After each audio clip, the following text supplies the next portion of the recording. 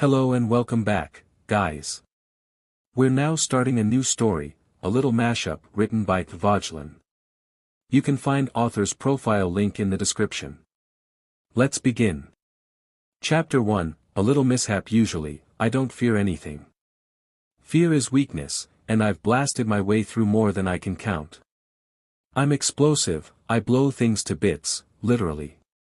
What's the big deal? Give me an obstacle, and I'll blow it to bits. So who would have thought I'd find myself feeling this level of fear? Standing here, in the suffocating darkness of this dense forest, I've never been this scared in my life. Scared barely scratches the surface. Terrified, frightened, horrified. Those fit the bill better.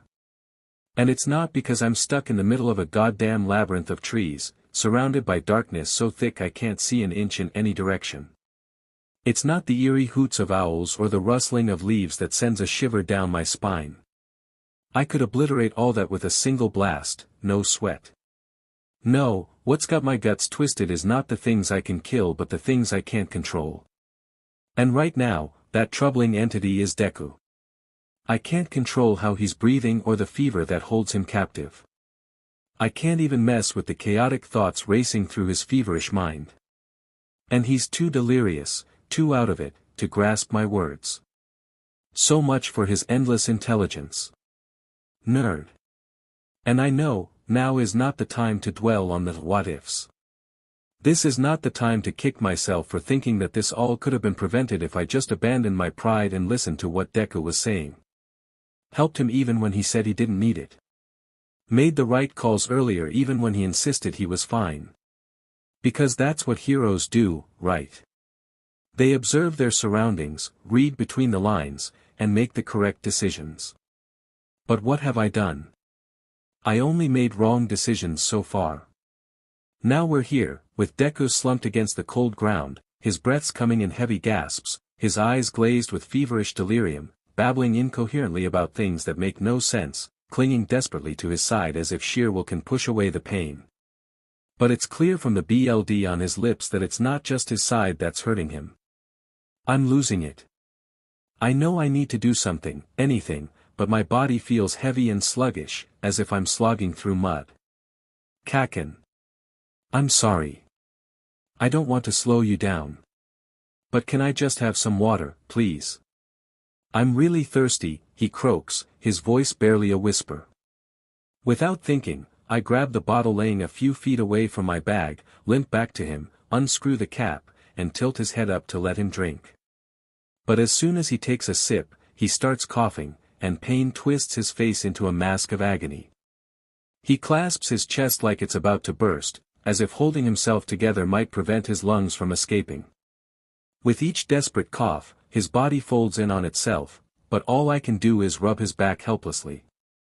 After a moment, he collapses against the ground, breathing heavily. But then, suddenly, he grips my hand as I try to get him to drink again. Water trickles and mingles with the crimson drops pooling on the earth beneath him. Mom, please don't leave me. It hurts, Mom. It hurts a lot. Please make it stop, he sobs, his voice breaking apart like shattered glass. I wanted bark at him for calling me his mom. Does he think I'm as old and worn as that hag? But those words die on my lips because I know, I'm to blame for this.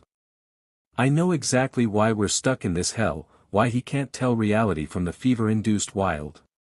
Shoo, Izuku, come on. Stop crying like a baby and breathe. We need to finish this assignment, and you're slowing me down by not listening.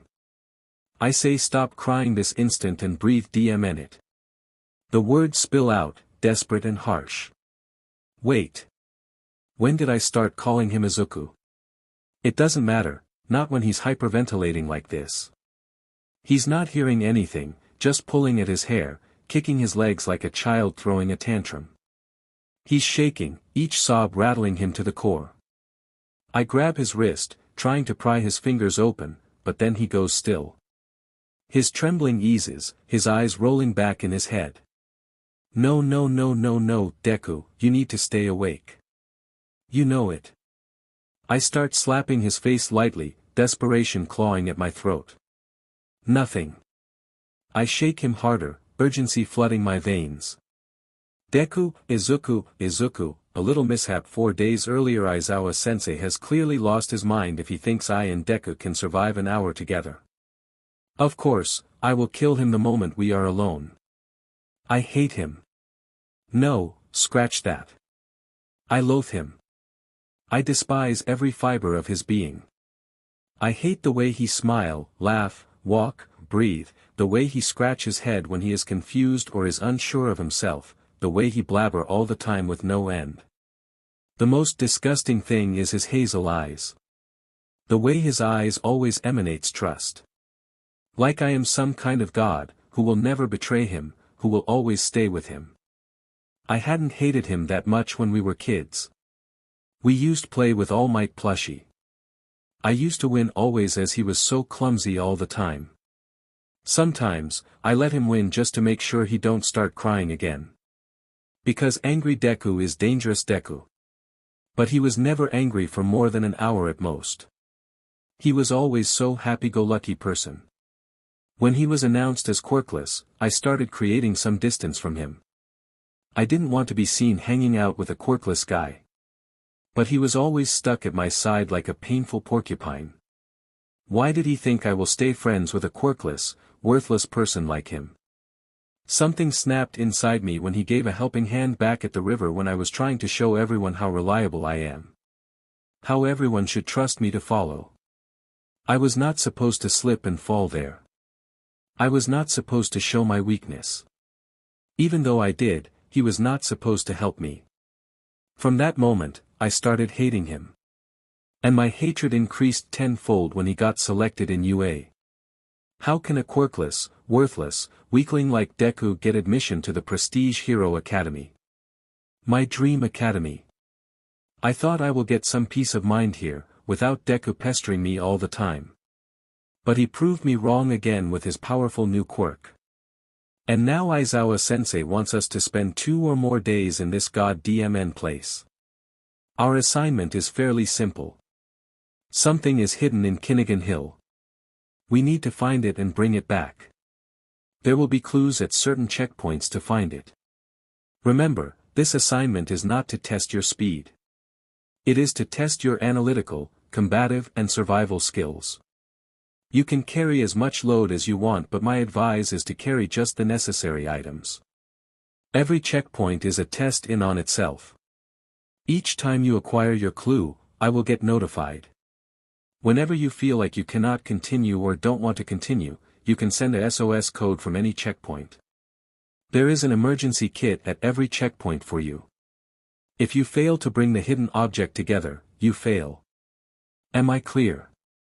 Yes sir, yeah. Whatever, we set off together in the forest. I would have completed this task in a couple of hours if I just knew what and where to look for. I was so excited to go on this assignment. When Aizawa-sensei first announced this on Friday, I was so ecstatic that I couldn't stop bouncing in my seat. Then he announced the pairs and my happiness plummeted. But I won't let a little mishap ruin my mood. It can't go that bad if I just maintain my distance. Right. I started making lists in my mind of the necessary things we will require on that mountain. After making sure I haven't missed anything, I summarized that I will require a big bag. A really big one. That's not really a problem. Uraraka-san loves to go to the mall with me. Monday found us at the foot of the Kinnigan Hill with the sun shining brightly on us. The birds chirping in the background and Quest waiting for us made me fell in love with this place. We both reached early and were waiting for Aizawa-sensei to give us the instructions when Kaken approached me. Hey. Deku. If you don't want to be crushed, better stay out of my way. Got it. But we are paired together and it means we will have to work together. I don't want you with my assignment. You will ruin it just like you always do. So just better stay away from me. I just nodded my head. It is never productive to argue with Kaken. After entering UA with All Might's quirk, I thought maybe we will become friends again. I thought being quirkless was the problem after all, as we were friends earlier. But after our fight on the first day we shifted to dorm cemented the fact that we are not friends and cannot be. That's absolutely fine. I have so many friends now. They care for me, listen to my ideas and don't call me names. I know I shouldn't feel this way. This attitude doesn't suit a hero. Heroes are always kind, always help others, protect others, no matter what happens to them. I will not let these stupid thoughts distract me from my dream of becoming a great hero just like All Might.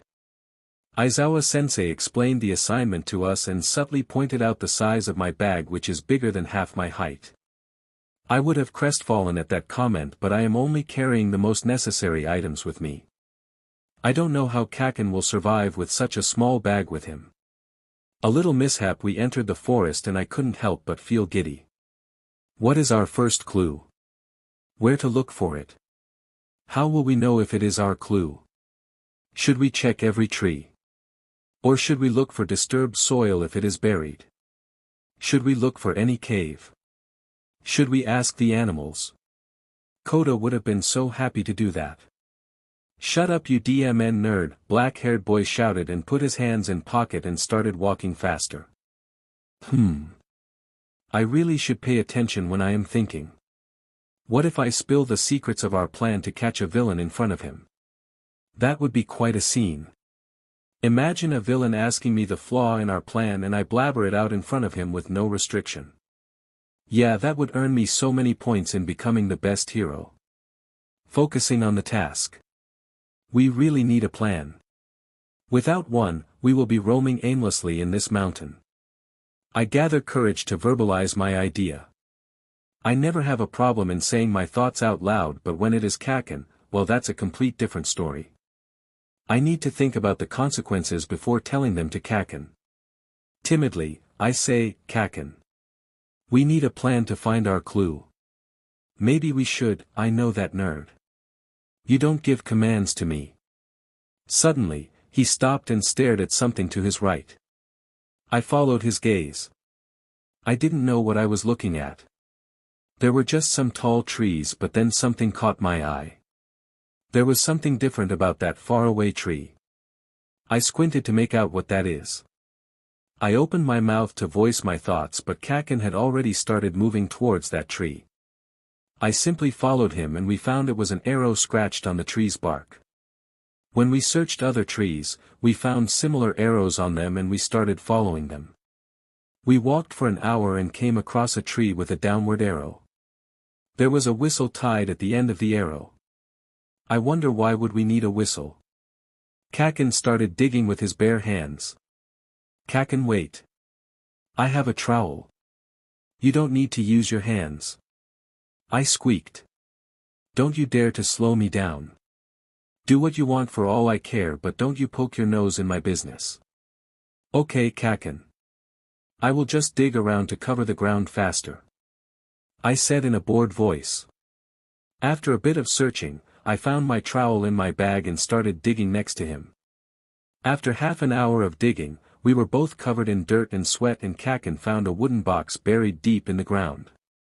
Silently, I started digging around the box so that we can pull it out. We noticed a lock on the box when it was out of the ground. Kaken concentrated on searching for the key while I concentrated on the engravings on the lock. There was a symbol of flying bird and a microphone. I started looking at the tree from all angles to search for the key. I found a small hole in the tree's trunk opposite to where we found the box. Maybe the key is in there. The hole was not much high, but due to my short height, it will require climbing to get a peek inside. I climbed the tree and looked closely in the hole.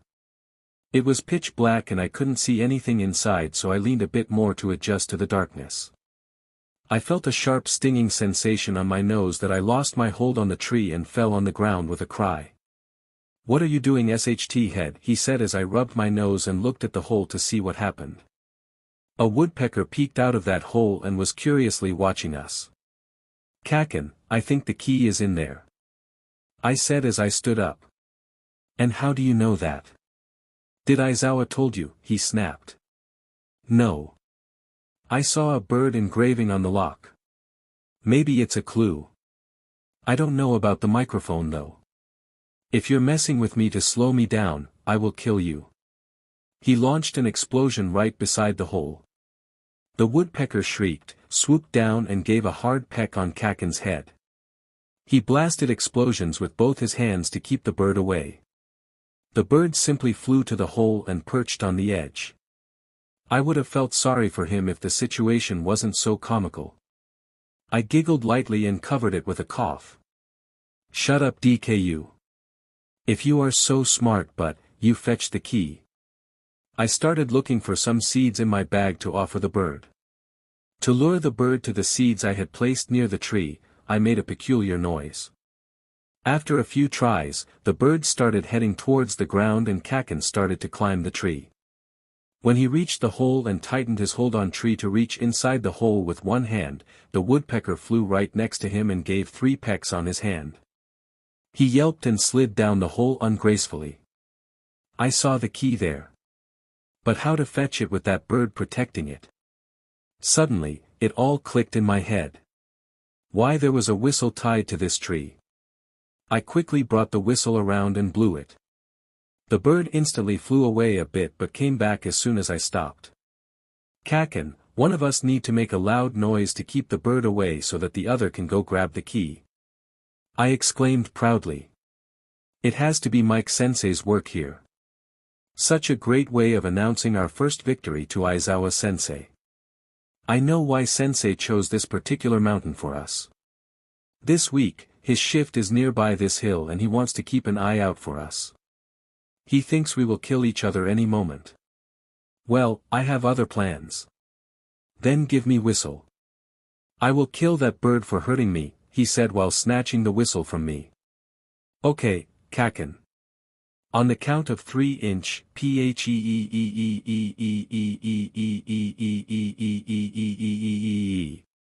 With an eye roll, I quickly scaled the tree, felt around in the hole for the key, found it and slid down when I saw the bird flying away because of that shrill sound.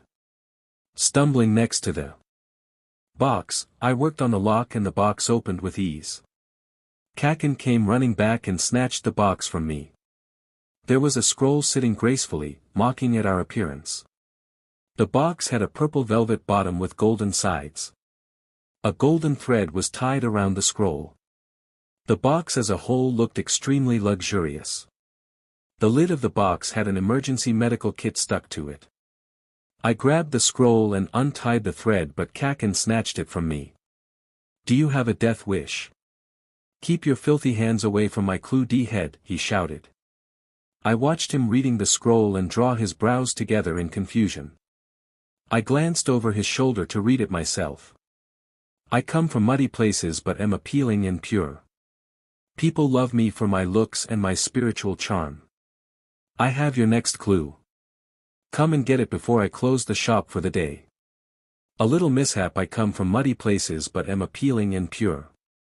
People love me for my looks and my spiritual charm. I have your next clue. Come and get it before I close the shop for the day. What the hell does this mean? Where am I supposed to find a shop in this place? I am so furious that I feel like lashing out right now. First, that blasted bird tried to attack me, and now this clue is utterly baffling. To make matters worse, Deku persists in bothering me like an irritating thorn that I wish I could get rid of for good. Muddy place. It should be somewhere near mud, he said. Before he could begin rambling, I said, great thinking. This place is so clean that finding a muddy spot will hardly be an issue. However, he ignored me and continued rambling as he always did. I caught some phrases like, something near water, and the Serpent River. I think we should go over there, Kaken. The river isn't far from here. We just need to look for signs of water. Maybe we could take a little break there, it's already lunchtime. I brought some rice cakes, mochi, kimchi and cup ramen. I didn't think about where I'd find hot water, but I figured if you were with me, you could boil some for me. Only if you want to though. I don't want to be a burden or anything, just shut up. Don't say another word. I roared, cutting him off mid-ramble. How could he speak for so long without taking a breath? I am keeping the box and going to find that river myself. Keep your mouth shut. Got it. Without waiting for his reply, I blasted explosions to propel myself into the air and put as much distance between us as I could. I nodded. Wait, Kaken. I can't follow you using full cowl. It would snap the straps on my bag, I said. He ran off without listening to me. With a sigh, I started walking alone. As I strolled slowly through the woods, I enjoyed watching the clouds drift swiftly by while birds sang a soothing melody accompanied by the rhythmic bass of cicadas. The gentle breeze lifted my hair slightly and swept the sweat from my brow, reminding the pleasant feeling of lazily wandering through a garden after a long day's work. The skip in my step came back after a few minutes of leisurely walking, though the weight of my heavy backpack made sure it didn't last. Along the way, I saw some angelic, fluffy white rabbits and fed them nuts from my bag. After some time, I heard the rustling of leaves ahead, likely signaling a predator my way. Though not unusual in the forest, this particular rustling filled me with unease.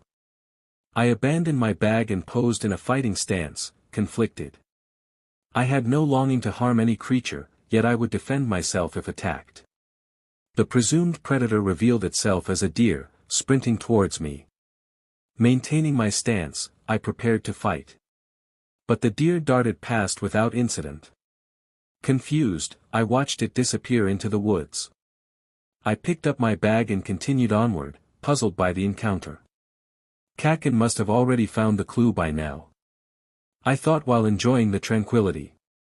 Suddenly, I heard the rustling again and took a fighting stance. This time a wolf appeared and disappeared in an instant. Something is definitely wrong. I quickened my pace and this time, heard some explosions in the distance. After covering some distance, it was obvious something was bothering our short-tempered boy, as I heard swearing. I found him blasting explosion at flies, scratching his neck like a wild animal. His arms and neck were bleeding slightly from the various scratches. His face was entirely flushed and covered in hives. I approached cautiously so as not to startle him while he focused on the flies swarming around. He flinched when he noticed me but soon relaxed a little. The relaxation was brief as he resumed scratching vigorously. It seems like he has developed some kind of allergic reaction. I don't know if it is from something he ate or touched, but it needed treatment immediately. I quickly pulled out the medical kit and water bottle from my bag. Kaken, take these. They will help with your allergy, I said. Stay the F away from me, he yelled, scratching violently at his arms. You're only going to make it worse. Come on, Kaken. I know how itchy you are feeling and it won't go away on its own. I have medicine that can help cure it. Trust me, trust you, he scoffed. What next? Trust the Grim Reaper who's here to SCK out my soul and grant me immortality. I simply splashed the water on him. He looked at me with shocked expression that soon turned to anger and then something more. He rapidly blasted 5 explosions in succession, but simply used my full cowl to dodge them. I ran in the opposite direction and found a broken tree laying on the ground.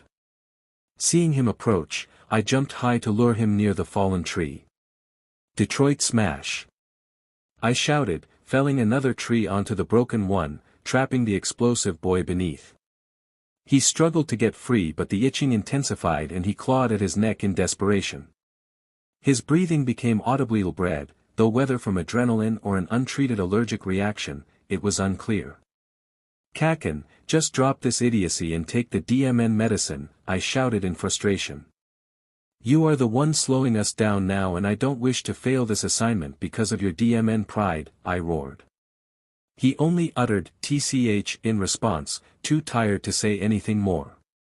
I fetched medicine and another water bottle for ensuring he took the anti-allergy medication. I lifted the tree to free him. Come on, I have a medicinal cream to soothe your itch, I said and started walking back to my bag. After a few minutes of scratching and contemplation, he followed. By time he arrived, I was ready with the hydrocortisone cream and a wet towel. I gestured him to sit on a nearby rock and simply handed him the wet towel. He took it and rubbed his face, neck, and arms. Once he was done, I handed him the cream. Don't apply it on the cuts. It will do no good, I said, and watch him apply it on his hands. He considered applying it on his inflamed face but didn't know where the cuts were. Here, let me do it for you, I offered, reaching for the tube, but he swatted my hand away and blindly smeared the cream on his face and neck. I know he is having a slight headache and an unbearable feeling to scratch his itchy skin. I needed to distract him before he does real damage. Hey Kaken. Can you please find me 4 big and heavy rocks? Thank you for reading this. I would like to know if the length of the chapter is too short or too long. Let me know. P.S. Next chapter is going to be a bit longer. Gotta go. Adventure awaits. A little mishap, I am keeping the box and going to find that river myself. Keep your mouth shut. Got it. I just wanted some peace, but that bird gave me a headache and Deku's endless chatter made it worse. The cool, soothing air helped as I reached the peak of my blastoff and started descending. After a few skips, I realized he wasn't following me. I sat beneath a nearby tree and reached for my canteen to drink some water. Just a few minutes rest and then I will continue searching, I thought. I jerked awake by the rustling of leaves. I hadn't intended to doze off, but apparently I did. I got up slowly and scanned my surroundings. A deer was ambling to my right, but the rustling came from the opposite direction. Suddenly, a wolf burst through the bushes and leaped upon the deer. I fired at a shrub exactly between the two animals. The deer sprinted to safety, while the wolf reared up, poised to attack. I fired explosions in quick succession as the wolf gained speed. Die, you piece of SHT, I roared. Dodging my explosions, it leaped over me to strike. I took aim directly at its face but lost my footing, stepping back onto a nearby shrub and falling face down. Sitting up quickly, I saw I had managed to knock it several feet away. Rather than attacking me a second time, it fled in the deer's direction. Maintaining a defensive stance, I waited for its return. When it seemed the wolf would not come back, I took a deep breath and scratched my neck, the intense itch growing unbearable and leaving me eager to shoot something. With each passing second, the itch spread into hives across my hands and face, and I scratched violently. Within seconds, I had developed a headache and started swearing and blasting nearby flies in frustration. My face and hands felt like they were on fire. Every inch that came into contact with that shrub was burning intensely. I desperately wanted the searing pain to stop. Where is that nerd when I need him? What good is his huge bag if he can't help me with this? I growled in frustration as my eyes began to itch, knowing that scratching would only make it worse. I need to concentrate on something else, so I shouted curses and focused on blasting explosion on flies. As if on cue, Deku appeared out of nowhere. I relaxed a bit when I saw him, but when he offered me allergy medicine, I realized from whom I am about to accept help. I will not stoop so low as to ask for his help. He is just an insignificant extra. No, scratch that. He is just a pebble on my path to success. I don't need his help. Still, the medicine was so tempting, and my pain so annoying, that I almost gave in. Why can't I keep my pride aside for a moment and just help myself? Because heroes aren't supposed to accept help, they give it. I made up my mind and scoffed at his suggestion of trusting him. Without any notice, he splashed water on my face. I was shocked. What just happened? Was it Deku? The same meek, weak, coward Deku, who stutters and mumbles all the time. Did he just thought of splashing water on my face? Or was it an accident? Does it matter? Does he even have guts to even think about that? Apparently he does. The fact that he actually did it spoke volumes. When did the little shitty pipsqueak become bold enough to do this? Then my shock morphed into anger and disgust. He must have seen the fury on my face, because suddenly he was running away from me. Does he really think he can escape after humiliating me? I will ensure he gets the punishment he deserves. Deku slowed to check my location, and I was about to grab him by his throat when he abruptly leapt upwards. Before I could react, he broke off another tree and hurled it, trapping me underneath. I am going to kill him as soon as he comes within my reach. I tried in vain to free myself, but all the running and anger left my head throbbing in time with my racing heart. The more I struggled against the tree, the more intense the itch became. My throat felt constricted, making it harder to breathe. When Deku approached, I lost all my anger to pain and that annoying itch. I don't even know if I am angry or tired, but I just want to rest for a while. My aching head begged for respite. And then I heard Deku roar at me. I wanted to respond sharply, but my headache throbbed harder, hammering with his voice. I kept scratching my hands, reminding the burning sensation of skin, when he left. I clutched my head in a vice grip to help soothe the headache. It was getting worse by the second. I thought he will just leave me and continue the search for next clue without me. But he came back with medicine, which I accepted despite my muddled state of mind. I swallowed the pills and followed him. By the time I reached our initial point, my headache was bearable and my throat no longer felt constricted. Feels like the medicine is working. I was so relieved by the wet towels that I nearly cried. They worked wonders on my hives-covered skin. I applied the cream on my hands with care, cautious about the bleeding part. I considered asking for his help to apply it on my neck and face, but when he offered his help, I took it on my pride. I will not allow a weakling to touch me and blindly applied the cream, but the annoying itch was not subsiding. Hey Kaken. Can you please find me 4 big and heavy rocks? He squeaked. What for? I need them to secure the tent so we can eat our lunch in the shade. It will help with your allergies too, he replied. I groaned as even this simple conversation aggravated my headache. Whatever. Just keep your volume down if you can't shut up. I muttered, wanting nothing more than to lie down and rest. It felt like hours searching for rocks as my pounding headache intensified with each step.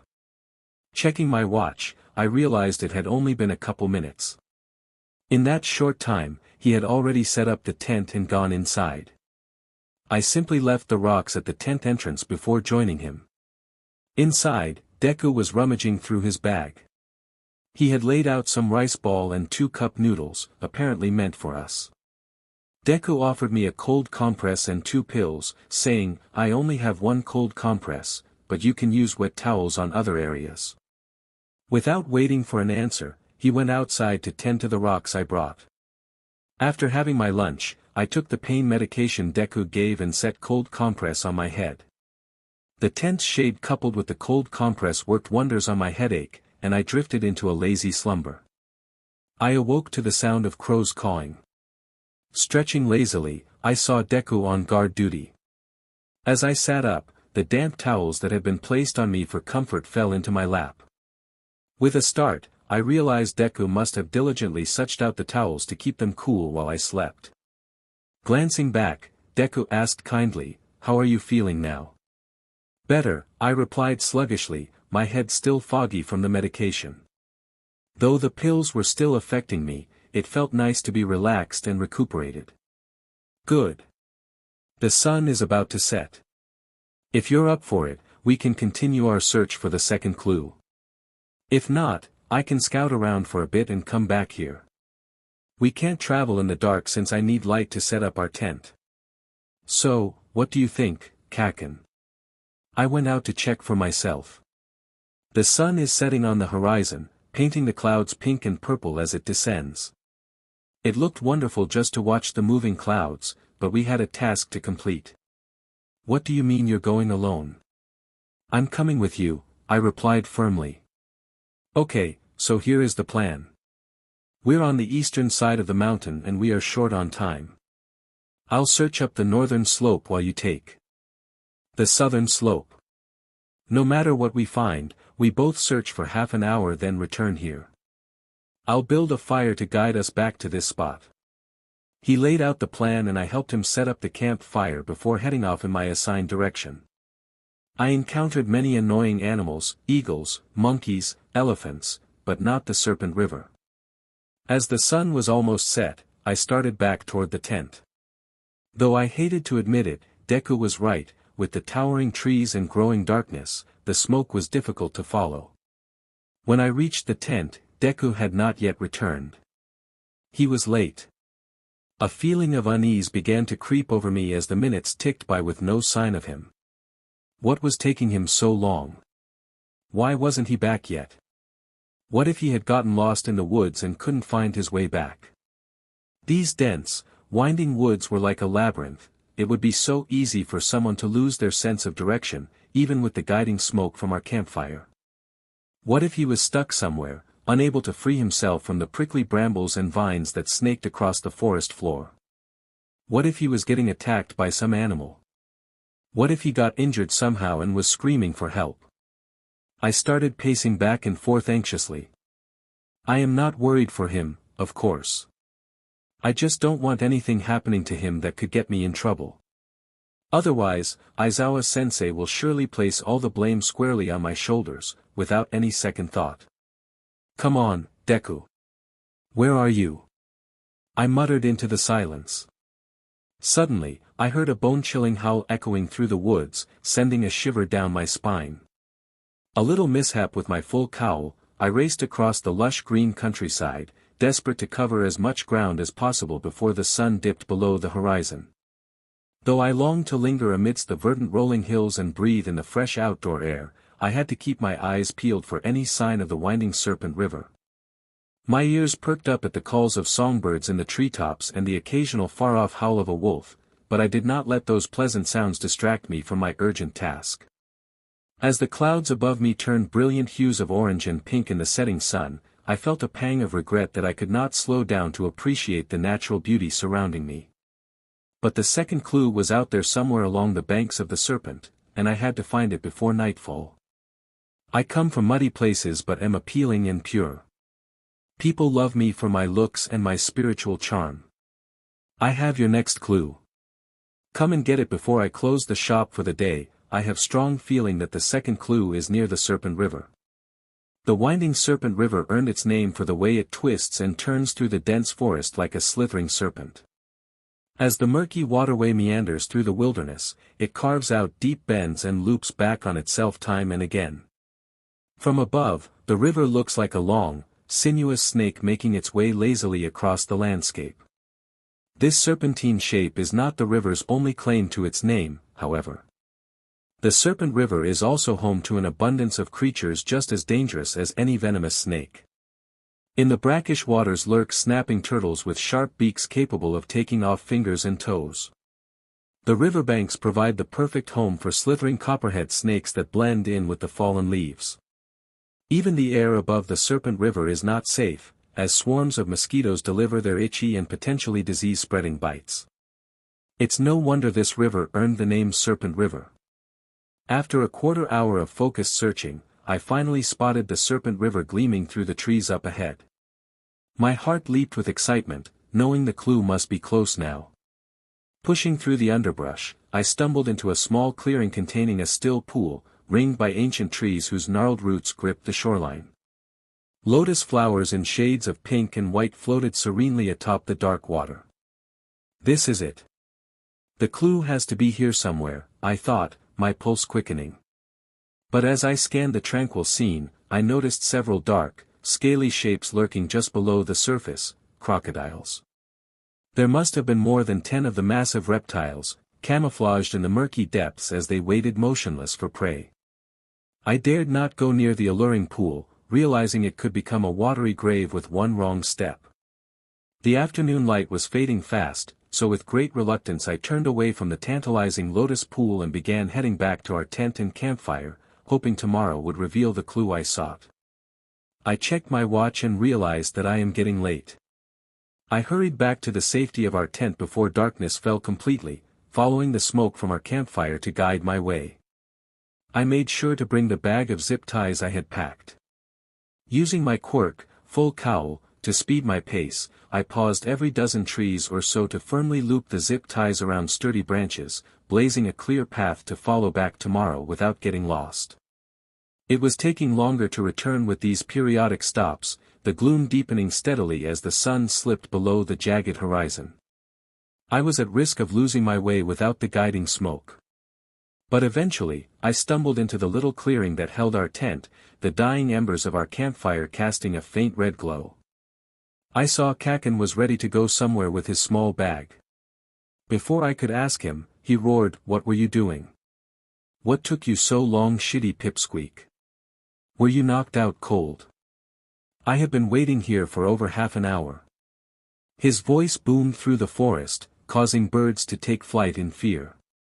I flinched at the harshness of his tone, the anger radiating off him in waves. "Kaken, I found the Serpent River and marking my way back took longer than I anticipated. That's all," I said timidly. "Where are you planning to come search for me?"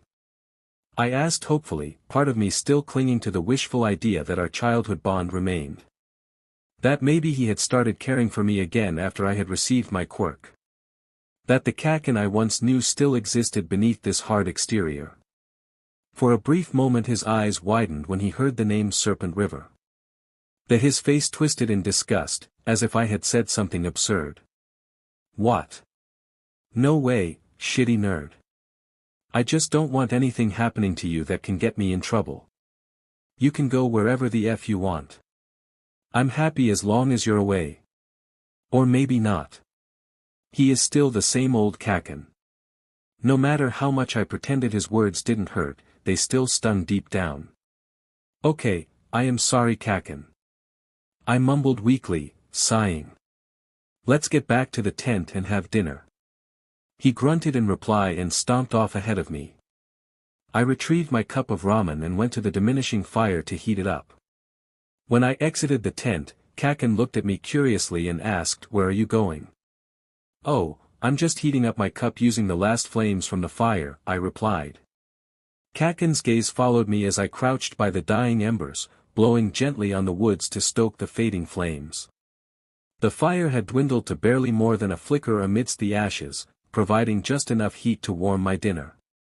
As I held my styrofoam cup of noodles over the meager fire, I heard Kaken's footsteps approaching behind me. "Come here, I'll do it." "Thick head. As clumsy as you are, you'll only burn the cup and its contents," he said, his usual abrasiveness softened by a tone of concern. I handed over my cup and watched as Kaken activated his explosion quirk, heating his hands to a gentle warmth rather than allowing the small blasts he was capable of. He cradled the cup in his heated palms, steam rising from the broth as he warmed it to the perfect temperature before handing it back to me. This normal conversation from Kaken felt like he cared about me and worried for my safety in his own gruff way. I was surprised by this rare thoughtfulness from someone who was usually so quick to mock and deride me. Could this be a sign that our relationship was evolving into a real friendship? Or was I just overanalyzing a simple act of civility? After dinner, I explained that one of us needed to stay alert throughout the night since Kinnigan Hill was unsafe after dark.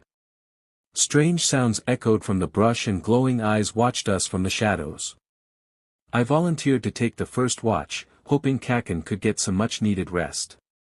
However, he refused, reminding me that he had slept for a few hours that afternoon after taking pain medication. Too tired to argue, I simply nodded, found my pain relief spray, and quickly treated my sore muscles and joints before collapsing, exhausted, into my sleeping bag where I immediately fell into a deep sleep.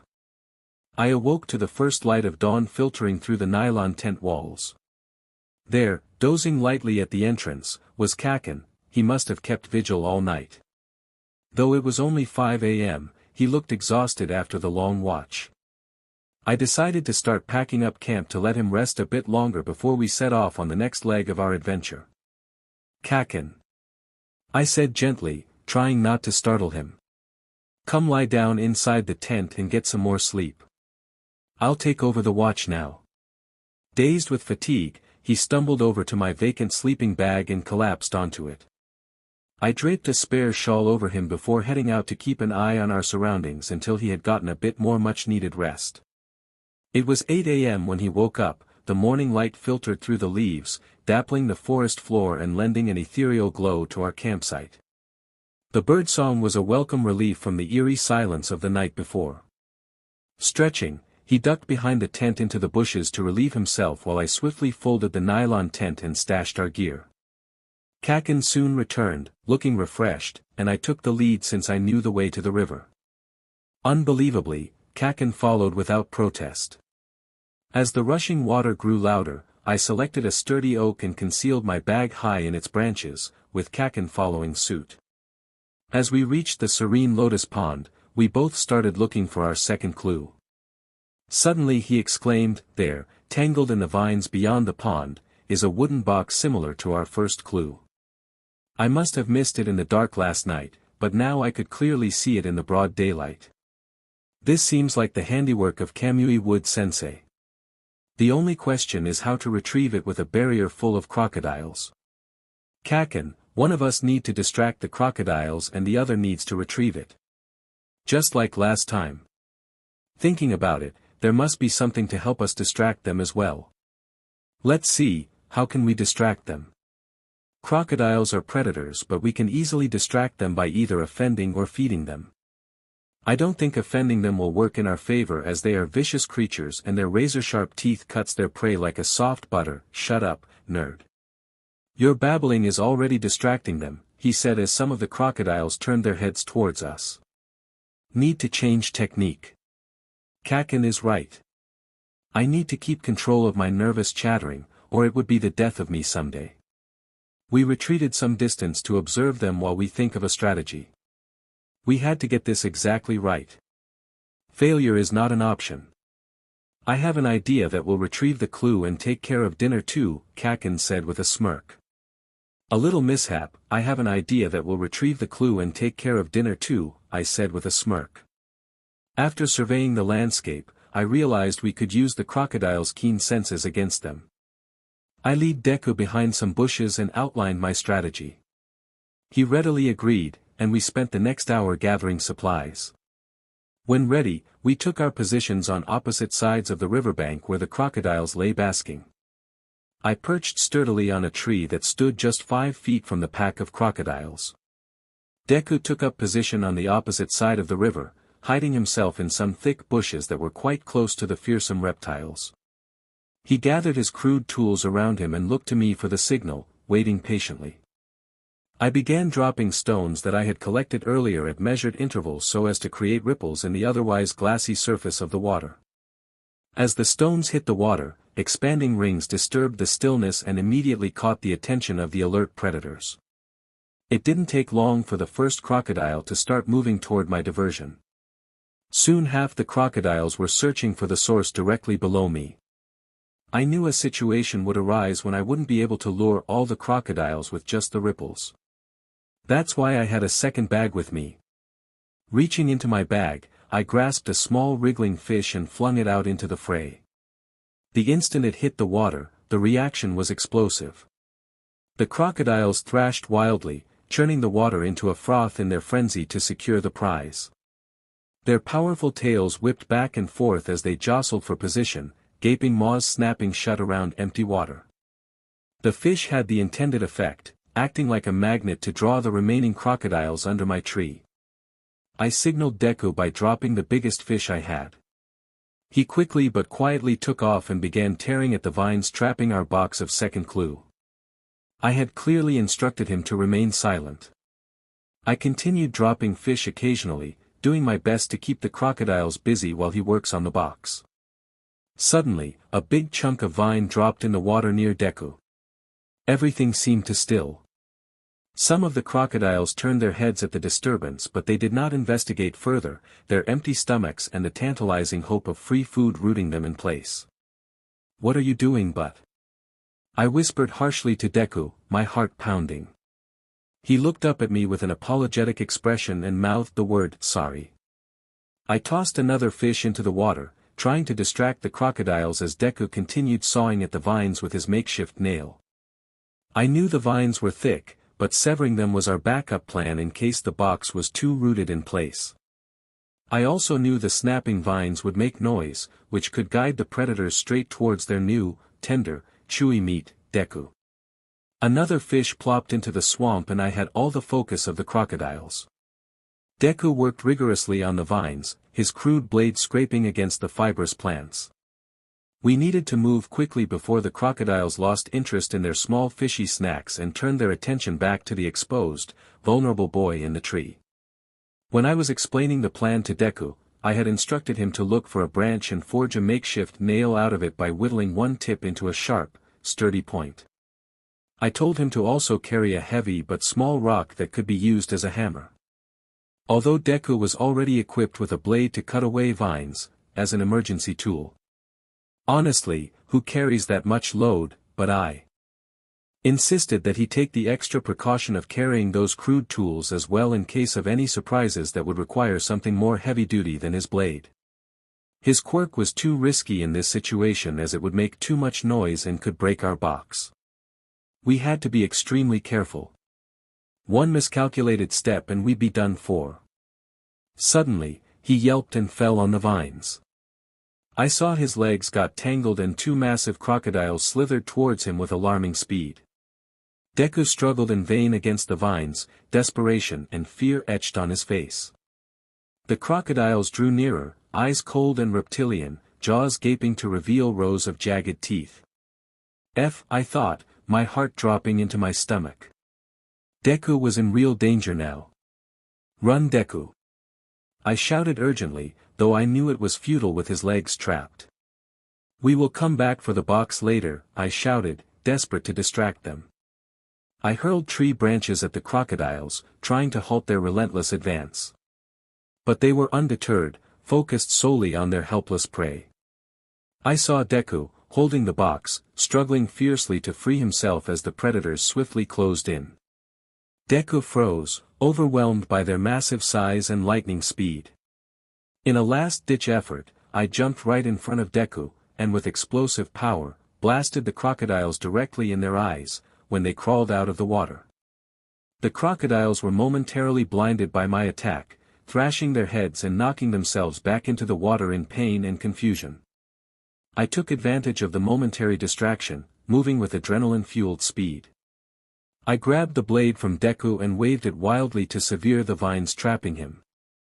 The two crocodiles recovered and advanced on us again. I saw the other crocodiles following in pursuit just behind them. We had to act fast. Realizing the blade was ineffective against the thick vines, I quickly changed tactics.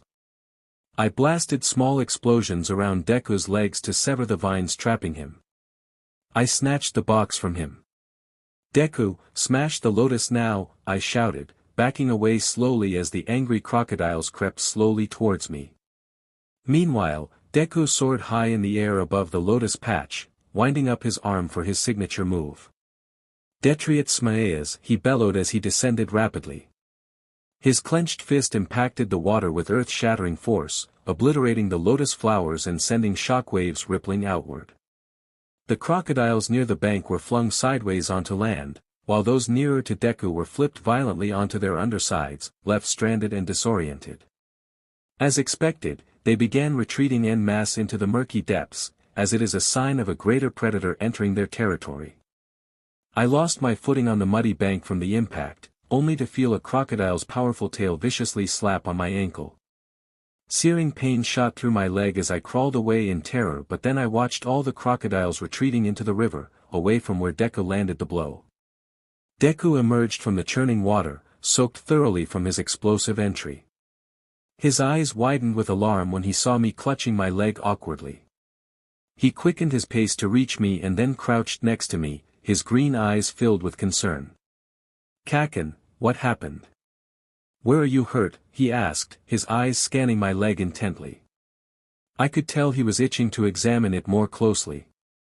"Is this the way you work quietly? Can't you comprehend a simple task of staying silent? Head. What if I had our roles reversed? You would have ruined that as well by falling into the river and being the ultimate lunch of those thirsty predators. I gave you one simple job to do and somehow you managed to screw it up. As usual. What would have happened if I hadn't thought of our next step? Forget about the clue, forget about becoming a hero, this would have been our last day on this earth. Stupid Deku. You were supposed to be the nerd. Right.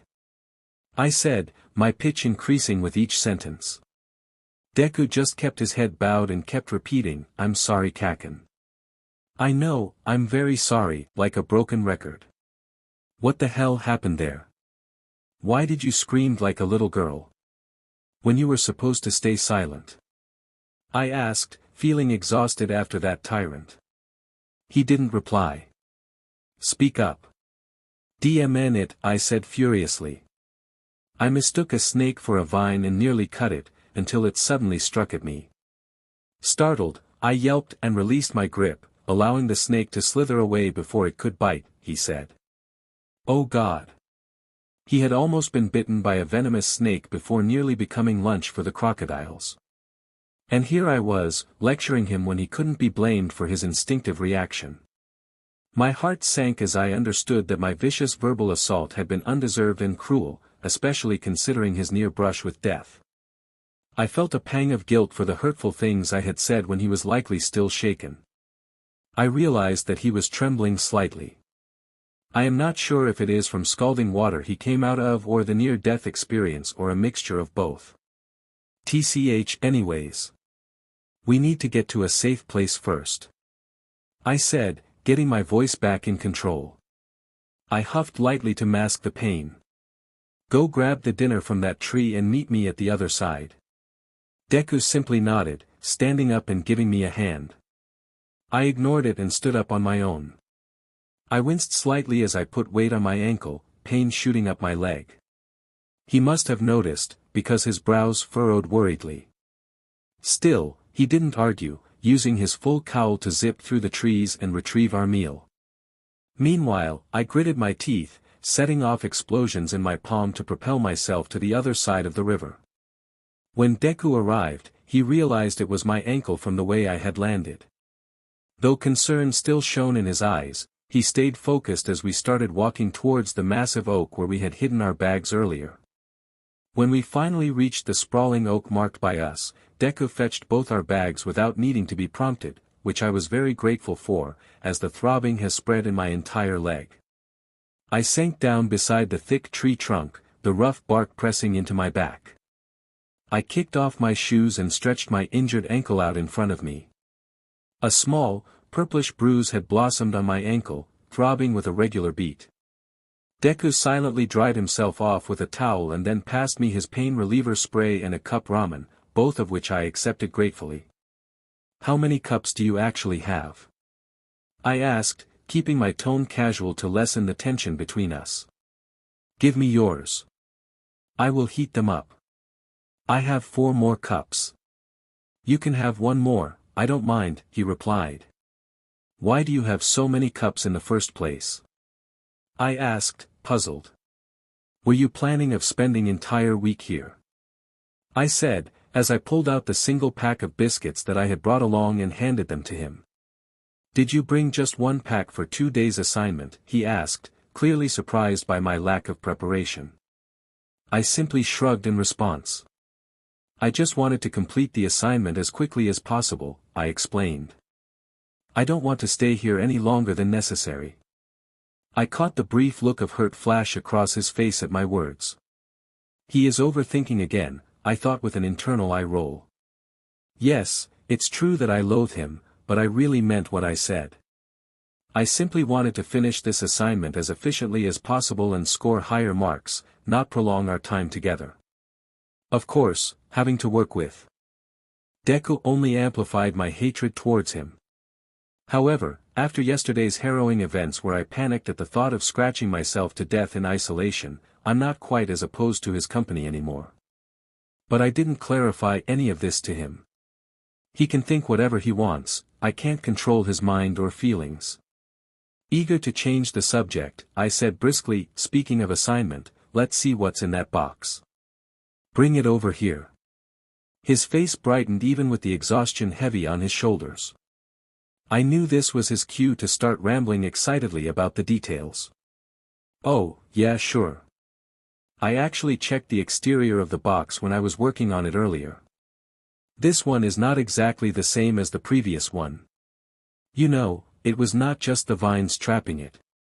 This box actually had roots growing out of it too. It surely is the work of Kamui Wood Sensei. His quirk is so cool. He used his quirk to sprout roots from the wooden box itself, anchoring it in place within the vine's grip. This box is a lot more sturdy than the previous one. And take a look at the lock Kaken. It's not just a simple latch. It's a multi-step latch. You have to slide this lever, then turn that dial, and finally flip up this hinged cover to unlock it. The lever and dial both have carved grooves that fit together perfectly, almost like puzzle pieces.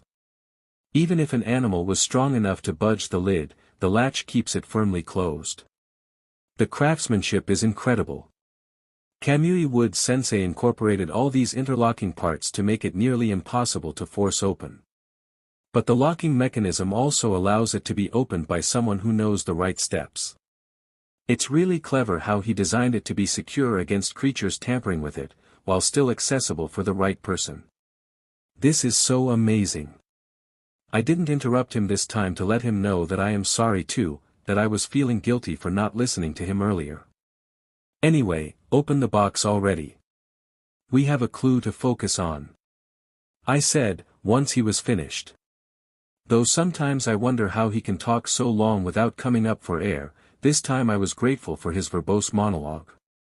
His non-stop chattering seemed to calm his frazzled nerves. He had stopped trembling and was no longer in a panicked state. A spark of excitement had returned to his eyes at the prospect of solving our next clue, just like a baby gets excited over a candy. You're right, Kaken. Let's open it, he agreed. I am always right. I replied with a scowl. A little mishap, you're right, Kaken. Let's open it, I agreed. I am always right, he replied with a scowl. I waited a moment before trying to open the box, hesitating as I thought he would snatch it away from me as he always did.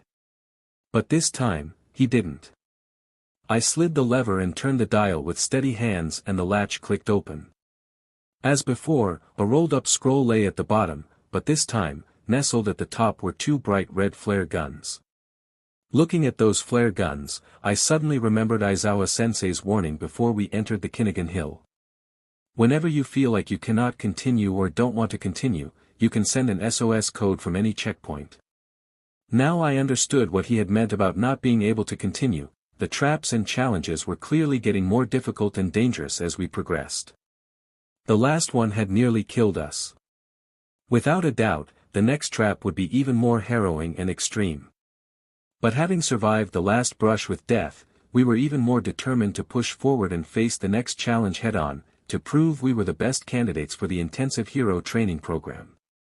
The flare guns were there in case the next trap proved too much for us to handle alone. But we weren't ready to give up yet. I waited another moment before picking up the scroll and untying it. I shifted slightly so that both of us could read the clue. His eyes were fixed intently on the scroll.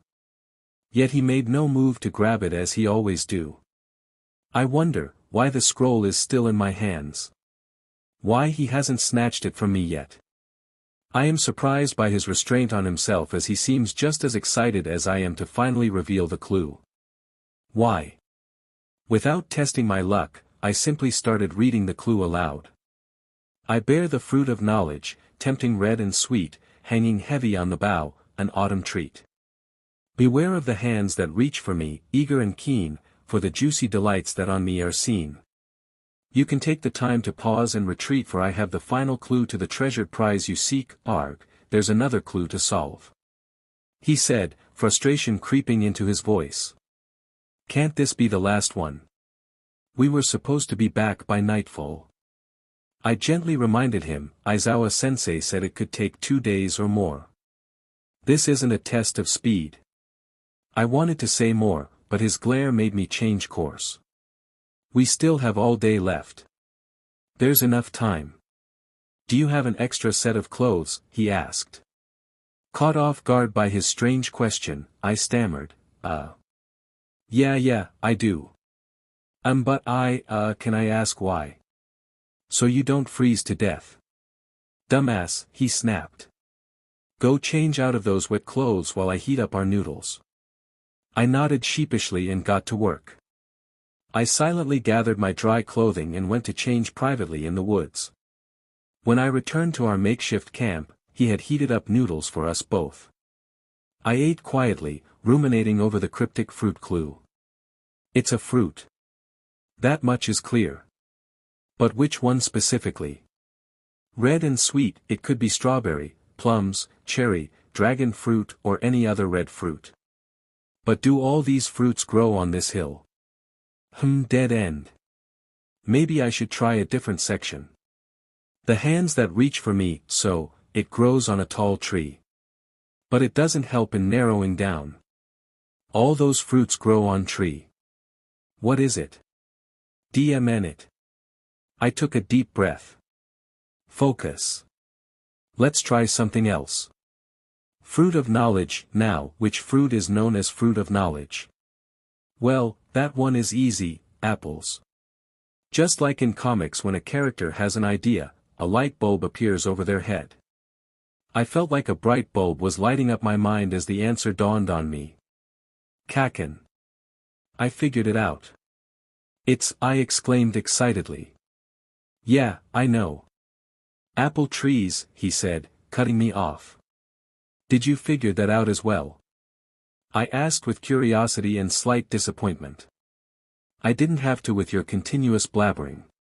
Seriously, Deku. It's getting worse. Stop your mind's horses and finish your lunch before it gets cold. My face was beet red as I finished my lunch. We started packing our bags again to leave. As I gathered my supplies, I realized I had only 2 water bottles left. Kaken, wait. Do you mind if I run down to the river real quick and refill my empty bottles before we head out? Just 2 minutes. I won't take long.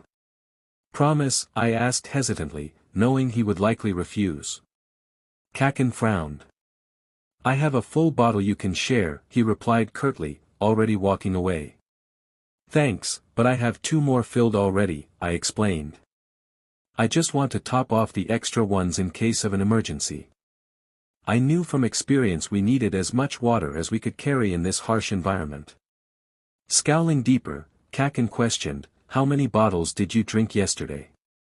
I used 2 bottles myself and 2 more were used on you, I mumbled, bracing myself for his harsh words as I reminded him of yesterday's mishap. After a tense pause, Kaken finally grunted, whatever. Just make it quick and only fill them with fresh water. I breathed a sigh of relief and collected my empty bottles. I sprinted to the river, filled my bottles to the brim with cool, clear water, and hurried back so we could be on our way again. As I led the way, I explained enthusiastically that the western slopes of the Kinnigan Hill were home to a charming little apple orchard. Nestled about halfway up the hillside, a clearing opened up where sunlight dappled through the canopy above onto a few dozen tidy rows of apple trees. The path began as a gentle grassy slope, but progressively steepened into rocky, uneven terrain the closer it got to the orchard's location. I cautioned that reaching the orchard could be precarious, as I had heard reports from locals that the area was prone to landslides. Apparently there had been a fire on the western face of the hill not long ago, followed by heavy rains last week that weathered the rocks and left the slopes unstable. I was checking my compass constantly as we trekked through the dense forest, ensuring we stayed on course as the trees towered over us. The air was filled with the soothing symphony of cicadas and birds calling out to one another, providing a melodic backdrop to our journey. The crunching of twigs underfoot echoed loudly in the silent forest as Kaken limped several paces behind me. Though he tried to hide it, I could hear his laboured breathing and occasional soft grunts as he forced his injured leg to bear his weight. We had been trekking through the woods for hours now, yet Kaken refused to stop for a small break, his face set in a grim mask of determination to complete the assignment. I kept track of our way. As per my knowledge, there should be a clearing up ahead, a brief respite before the path turns into a gradual incline up. After walking for a while, we heard trumpets that signaled an elephant was nearby. We soon realized we were approaching the distressed animal, as the trumpet blasts grew louder. The trees thinned and then suddenly gave way to a grassy field dotted with wildflowers swaying gently in the breeze. An elephant was standing nearly motionless near a hole, trunk raised to the sky as it desperately trumpeted out distress calls. My curiosity got the better of me as I steered away from Kakin to investigate myself, drawn by curiosity over the elephant's obvious agitation. "Hey! Where are you going?" Kakin called after me, but I continued on. As I approached, I could see the elephant's small black eyes were filled with fear and panic. Looking into that deep hole, I spotted a small baby elephant, no more than a few weeks old, that had fallen and was unable to climb out.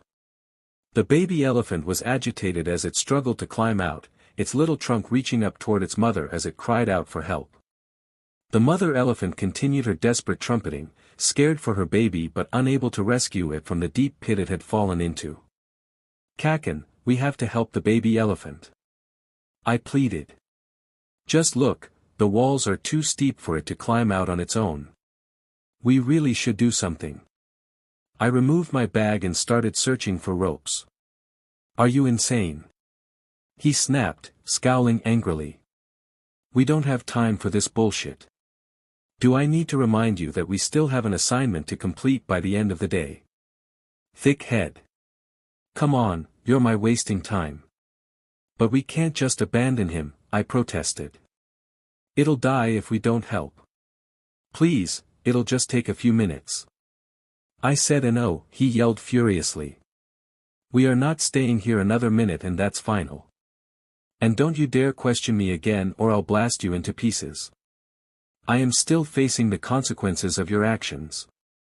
Now start walking before I really lose my temper." I winced, the guilt washing over me again as I watched Kakin limping along, his breathing ragged and pained. Remorse and shame washing over me anew as I took in his haggard appearance. I still feel guilty thinking about the situation we were in because of my mistake. But despite his anger, I couldn't abandon this innocent creature. I shook my head firmly. "I am sorry you got hurt, Kakin, but that was not my intention. If you want to go ahead, I won't stop you. But I won't leave them." Kakin's face turned purple, his hands clenching into fists. But I stood my ground, determined to help the elephant no matter the cost. The thought of leaving it to suffer was unbearable, no matter how furious Kakin became with me. I had to try. Taking a deep breath, I quickly jumped into the deep hole, my heart pounding. The baby elephant looked up at me with wide, terrified eyes. I gently wrapped the rope around its small body, whispering words of comfort. Mother elephant watched me intently, her dark eyes filled with desperation and hope. Using my quirk, Full Cowl, I engaged 5% of my power and leapt from the hole, pulling with all my might. The baby elephant lifted a few centimeters before falling back with a thud. I couldn't risk using more power for fear of snapping the rope, our last lifeline. Sensing this, the mother elephant reached her trunk down to grip the rope. I could feel Kakin's intense gaze boring into my back, his impatience with me palpable. Suddenly he was at my side, barking, "Boy! Shitty Deku! Let me pull the rope instead. You get down there and help lift that baby elephant up. You'll just break the rope with your strength, but the elephant can handle it. When will you take this assignment seriously? Just hurry up and do it." "No, Kakin, you're injured. You shouldn't strain yourself."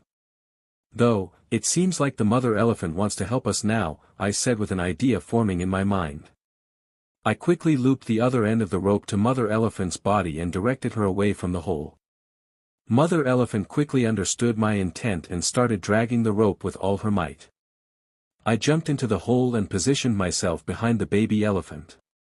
Using just 15% of my superhuman strength, I lifted the calf up towards freedom. Within seconds, the baby was out of the treacherous pit, reunited with its relieved mother. Mother elephant let out a joyous trumpet, affectionately caressing her calf with her trunk to check for injuries. Although it took some time, effort and bravery on my part, watching the mother and baby reunite in relief made it all worthwhile. The heartwarming scene before me of the two elephants tenderly embracing melted my heart. I was savoring the moment, lost in thought, until Kakin's sharp tone jolted me back to reality. "Are you just going to stand there all day? How will you make up for the time you've wasted? He barked impatiently. A little mishap, are you just going to stand there all day? I snapped, glaring at Deku. How will you make up for the time you've wasted? We are already on a tight schedule. Yet here you are, wasting time like we're on a safari vacation. Get moving this instant. I tried my best to stomp away, but a bolt of pain shot through my injured leg, causing me to limp pathetically instead. I thought the wide open field will help us in covering the distance faster, but now it seemed to mock me as I longed for the support of trees. With every agonizing step, my leg throbbed and ached, the muscles and bones crying out.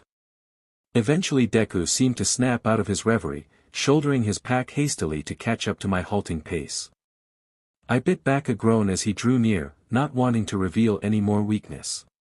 We needed to make up for lost time, and I refused to let my infuriating injury be the reason we failed. Gritting my teeth against the pain, I pushed forward across the grassy plain. Deku kept glancing at me with concern, but he wisely held his tongue as we continued on. We walked in silence for a long time, moving up the mountain in slow switchbacks. In some spots, the trail was so narrow that I could do little more than clung to the mountainside, take tiny, shuffling step and hope the God is kind.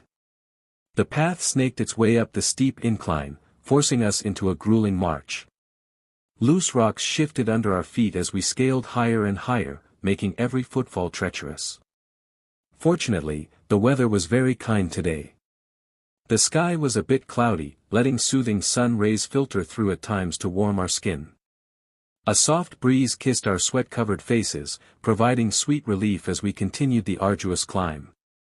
Around afternoon, we descended the first slope and started up the second, which was, to my misery, even steeper and taller than the first.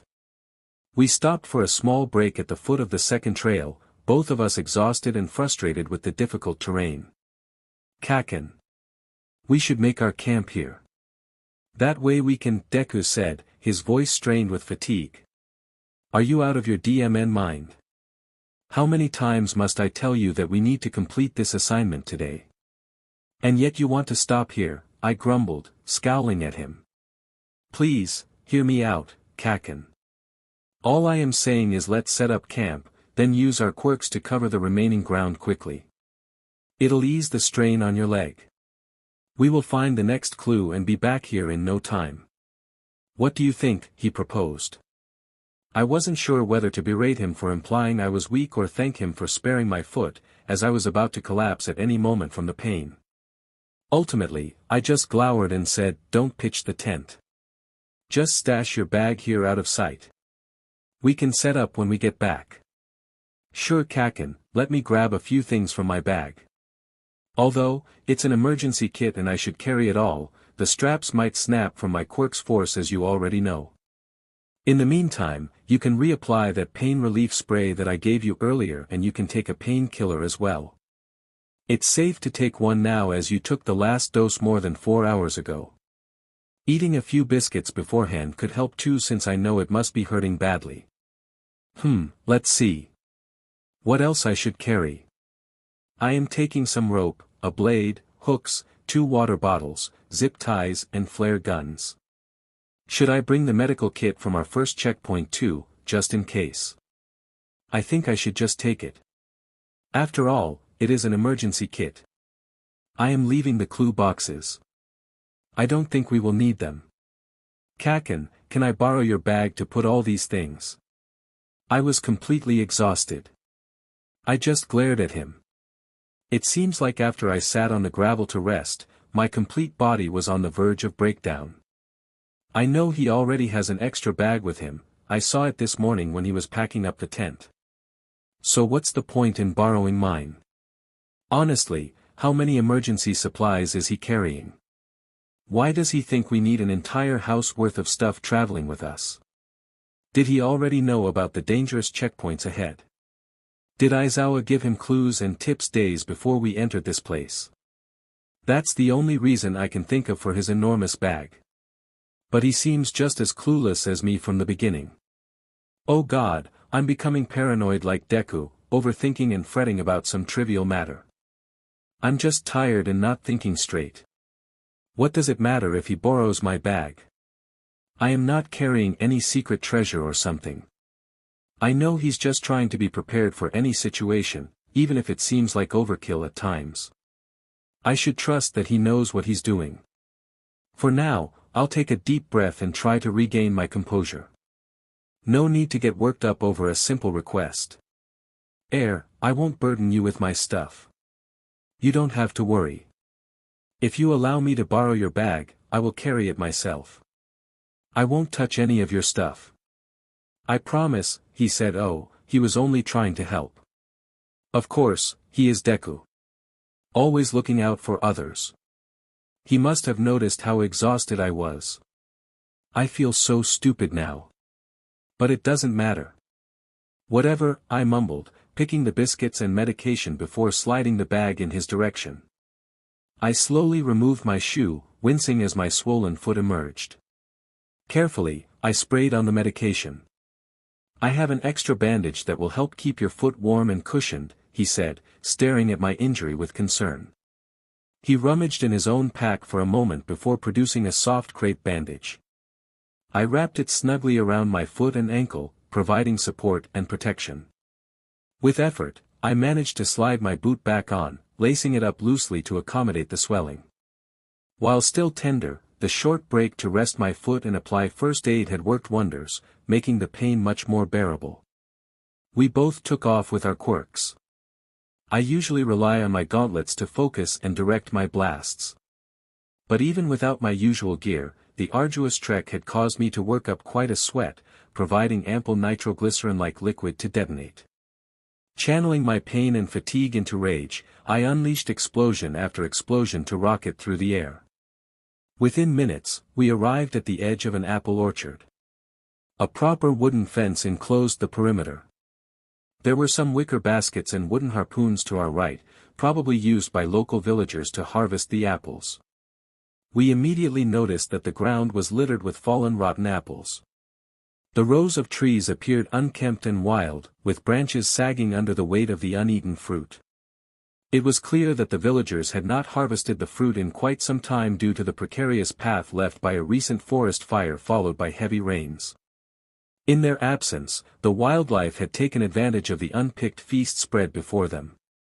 Squirrels chattered and birds sang as they feasted upon the bounty of crisp, juicy apples. The sweet aroma of the fruit perfumed the late summer air. I groaned looking at the number of trees. Finding that clue out here could take ages. I have no idea where to even start searching, I grumbled. Deku nodded thoughtfully as he scanned the rows of apple trees that stretched out before us. You're right, Kaken. This place is massive. We need a plan to cover more ground efficiently. He tilted his head, frowning. Oi, I know that stupid look on your face, I said gruffly, wincing as I shuffled. Now, spit out what's on your mind. Deku's eyes lit up eagerly, like I had just handed him a box of chocolate. I've got an idea, he exclaimed. I will stay on the ground and check for any disturbed soil or holes in the tree trunks that could indicate a hidden compartment. Meanwhile, you can use your quirk to propel yourself up into the trees to search from above. That way you can keep your leg elevated. He looked away at the end of his explanation. He was still feeling guilty for my injury and was avoiding looking at me in the eye. I saw how he was always looking at my foot whenever I tripped or huffed but didn't say anything. And how the F can you claim that you won't miss it? It took me a few seconds to understand what he was proposing. And when I did, it was a strong sense of discontent and outright annoyance. That was actually a good plan. His quirk will allow him easy access to cover the ground quickly, but it would take a lot of effort to scale the trees from the top. Whereas, it will be good and easy for me to stay high in the air rather than checking each tree trunk for any hidden cavities with my limp. Also, as he said, it will help my foot to recover. It was a good plan. A brilliant one, actually.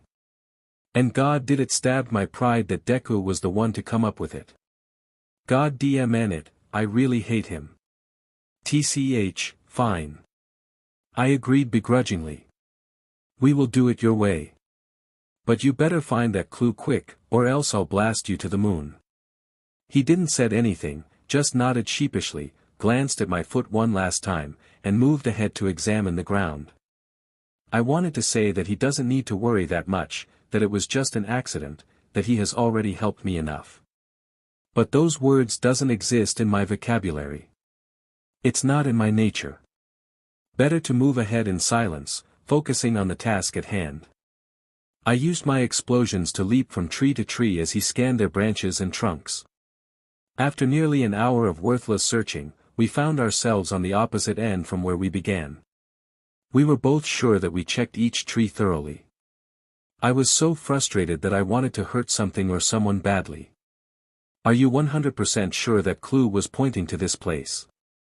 Is this the only apple tree orchard on this hill? I asked, frustrated at the lack of success. Yes, it's the only one. I am sure of it, he said with a frown. He tilted his head slightly and stroked his chin. Thinking pose. Soon he began mumbling so rapidly I could barely follow. But I caught a few words like, clue said beware of the hands, no villagers here, fences in place, must be somewhere unprotected, and all the apple trees are here. Limping away from the trees and towards the fence, I tried to ignore Deku's incessant mumbling, which only increased my urge to hurt him. The sun had started its descent towards the horizon, and a gentle breeze rustled the leaves. I gazed out at the dense, foreboding forest opposite me, its darkness a stark contrast to the sunlit field where I stood. Bushes and trees were entangled in such a chaotic way that it almost looked pitch black inside, even on this partially cloudy day. The sun's rays were soothing and warm where I stood, but just a few feet away it seemed like a different world entirely. I peered into the depths of the forest, trying to make out shapes in the shadows. As I studied the edge of the forest, I noticed the ground was strewn with partially eaten apples in various states of decomposition. Some had only a few bites taken out of them, while others were nothing but brown, mushy cores swarming with insects. With a jolt, I realized that no animal ventured over this part of the fence. Could this be because of this forest?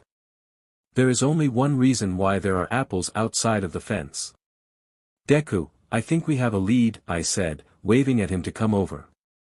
Deku snapped out of his reverie and caught up with me, peering over the rotten apples and the sinister-looking forest. I don't have a good feeling about this Kaken. Deku said hesitantly. The apple trees need ample amount of sunlight. And that place looks like it never let any sunlight penetrate. I doubt we'll find any apple trees in there. Do you have a better plan? I snapped. Can you guarantee the clue isn't here without looking first? I jabbed an accusatory finger at his chest. Useless Deku. You are such a DMN coward.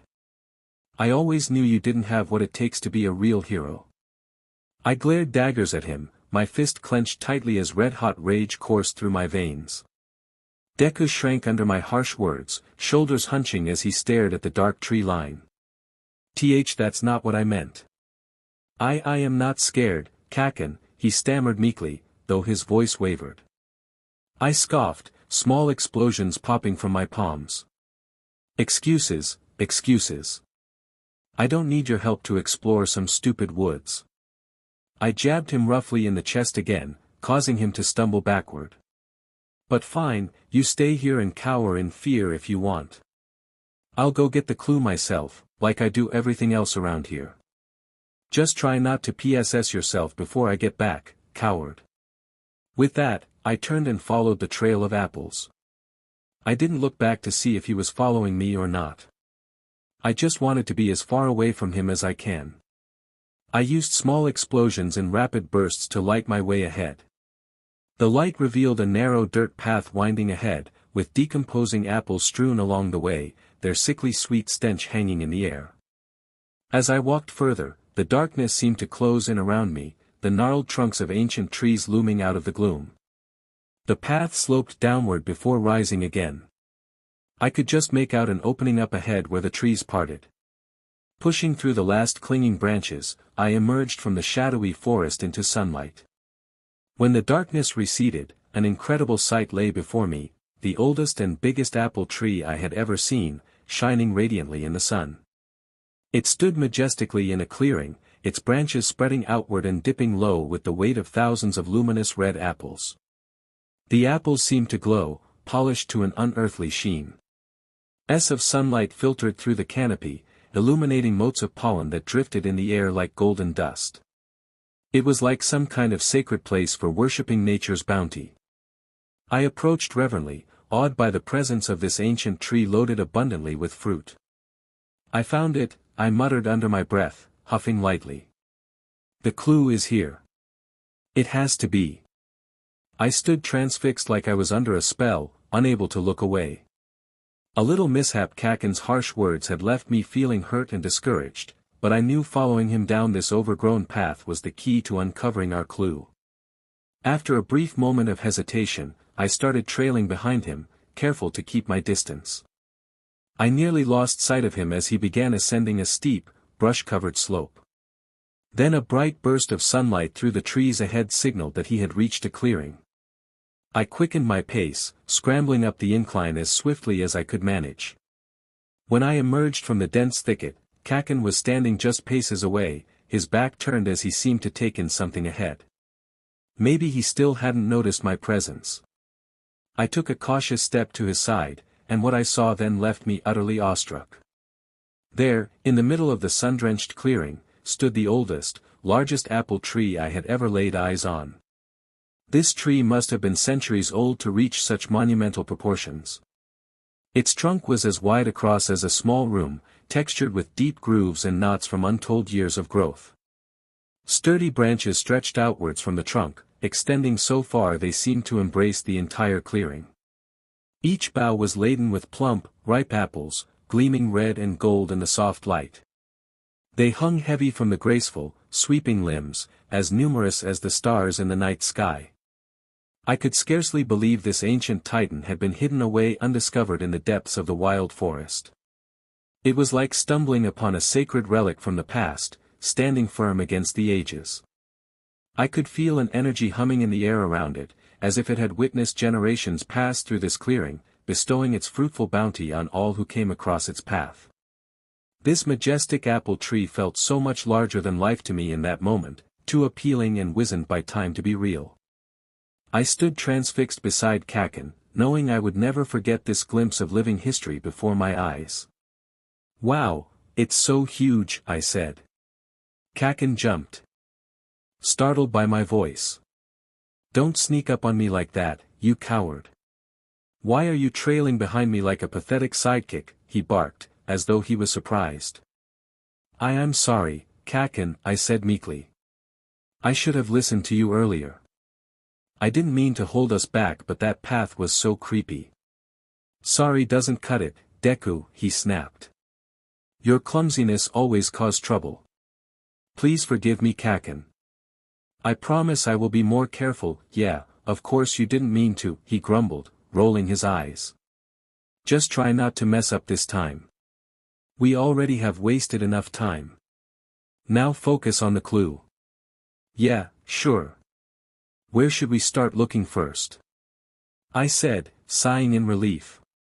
The lack of his normal explosive reaction was evidence that he was far more drained than I thought. As much as we needed to complete our assignment, I couldn't bring myself to disturb this natural wonder in any way. The thought of harming even a single leaf or root seemed like sacrilege. So I started thinking of a way to appreciate the tree's beauty without damaging it. "Don't you go near that tree. It's far too appealing for your rough and clumsy hands. I will go search the top and you will stay put." "Got it," he threatened. Far too appealing. I never imagined Kaken appreciating anything other than his own quirk. The Kaken I knew only cared about power and strength. Considered himself above all. He seemed to have realized that being a hero meant appreciating all life, not just his own power. Seems like our hero training has honed more than just our quirk, has helped us realize what we are, made us believe in ourselves. "Sure, Kaken. I will do as you say. I will stay put," I agreed amiably. More than happy to step back. He used a big explosion and the next moment, he was out of sight, leaving me behind to ponder over the last clue. I scuffed my feet to push away some of apples and collapsed awkwardly onto the hard, dusty earth. My legs throbbed and my back protested from the grueling hike through rugged terrain and the exhaustive process of clambering up each towering apple tree, scouring every branch and leaf. The hours of fruitless searching had worn me down, leaving my body weary and sore. I tried to ignore my body's protest and focus on our last clue. Why did the clue said, "Beware of the hands that reach for me"? If the clue was pointing to this place all along, why should we be wary? Judging by the overgrown tree, it seems no villager has discovered this place yet. The fence ended back there, and even within it we saw many animals. So what danger could lurk here? The clue also said, "You can take the time to pause and retreat." Why retreat when we are so close to completing our assignment? This is the last checkpoint. The clue we find here will reveal the location of our hidden object. Suddenly, a growling sound pierced the silence, and I realized why I had felt so uneasy about this dark path. I stood shakily, searching for the sound source. Instinctively taking a fighting stance, I swung my bag around, pulling out my blade. The sound of rustling came from my right. Suddenly, 4 wolves emerged from the bushes. Everything seemed to freeze for a moment as we sized each other up. The way those wolves nonchalantly came here seemed like this was their place and I am the intruder here. Their fur were matted and their eyes were wild, focused intently on me. As they bared their teeth, strands of saliva stretched between their jaws. The largest wolf, a hulking gray beast, took a step forward, snarling menacingly. The wolves' aggressive posture and lack of fear indicated these were no ordinary wolves. The wolves wasted no time and charged forward. I dropped into a crouch, dropping my bag and knocked the first wolf into dirt and rolled right to create some distance. I sprang to my feet and took fighting stance reluctantly as I don't want to hurt them. I looked the 3 wolves in the eyes to convey my silent message as they circled me. My plea went unheard as the second wolf on my right lunged. I crouched low and spun, slicing the wolf's belly. It gave a miserable yelp and I shuddered at the sound. I paid for it dearly when I failed to notice another wolf lunging at me. Its teeth sank into my arm and I heard myself scream. The pain was like nothing I'd ever known. It echoed inside me, multiplying on itself, scraping at the bone. My blade clattered to the ground as I collapsed, the wolf's weight pressing me into the damp earth. I struggled beneath it, managing to dislodge the snarling beast before it could clamp down again. But as I staggered to my feet, a third wolf was already barreling towards me. Adrenaline surged through me as I focused my power, channeling 20% of One for All into my fist. Detroit smash. There was a sickening wolf flew backwards and crashed limply to the ground, defeated. I stared at its motionless form and prayed for forgiveness for my sin. My heart ached and I was on the verge of sobbing. The first wolf had recovered and was circling. I tried to ignore the pain in my right arm and stood up slowly. I don't want to attack them. The wolves were just defending their territory and saw me as an intruder. My goal was to escape without violence. But I can't go without Kaken. The wolf lunged and I dove left.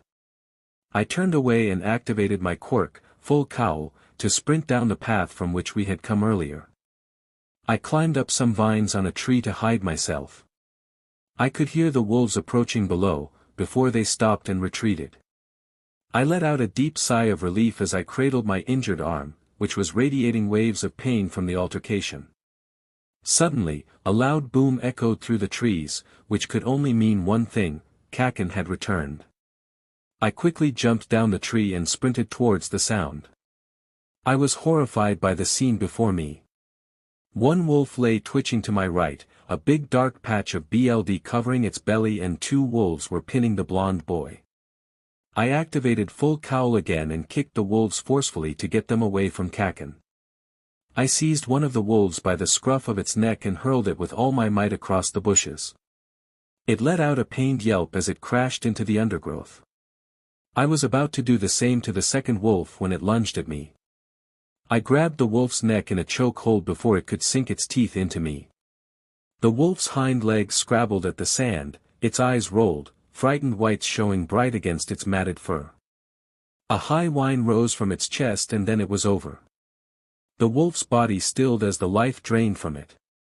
I had acted on pure instinct to save my friend, not wanting to kill the wolf but having no other choice. I gently laid the now lifeless wolf on the ground and scanned the area to ensure there were no other threats. My heart was pounding, my hands shaking.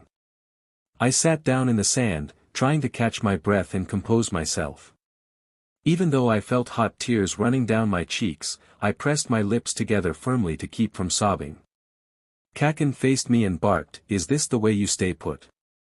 I was stunned. I had just saved his life and this was his response. Anger swelled up in me as I shouted back, "Is this the way you say thank you?" I stared at him in disbelief. I had risked myself for him without a second thought, and he couldn't even muster a word of acknowledgement. Well, I had never really expected a thank you from him. But this was not on my list of reactions. I don't need saving, especially not from a useless nerd like you. Kaken shouted back. This could have been avoided if you had just stayed put like I told you. What did you expect from me when I see my best friend in danger? Sit tight and enjoy watching you die. I retorted, clenching my fists.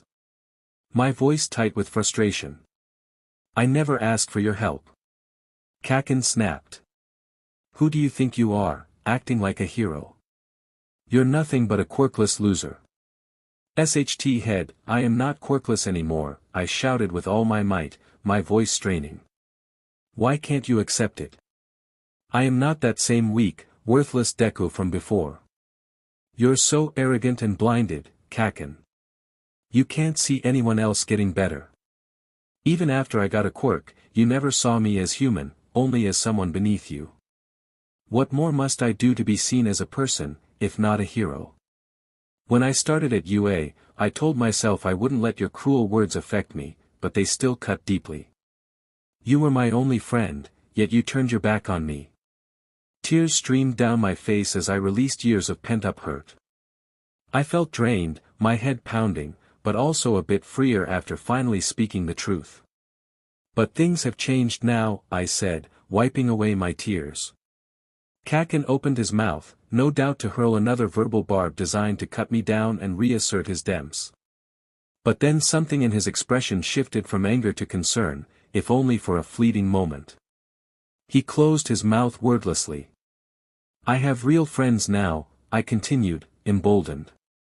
Friends who care for me, who listen to my opinion and never belittle me. I thought of Uraraka, Ida, Tsuyu, and the others, of the kindness they had shown me. Of All Might, who saw me for who I could become. I don't care what you think, I will surpass you and prove myself as the next symbol of peace. I shouted at him, my voice ringing with determination.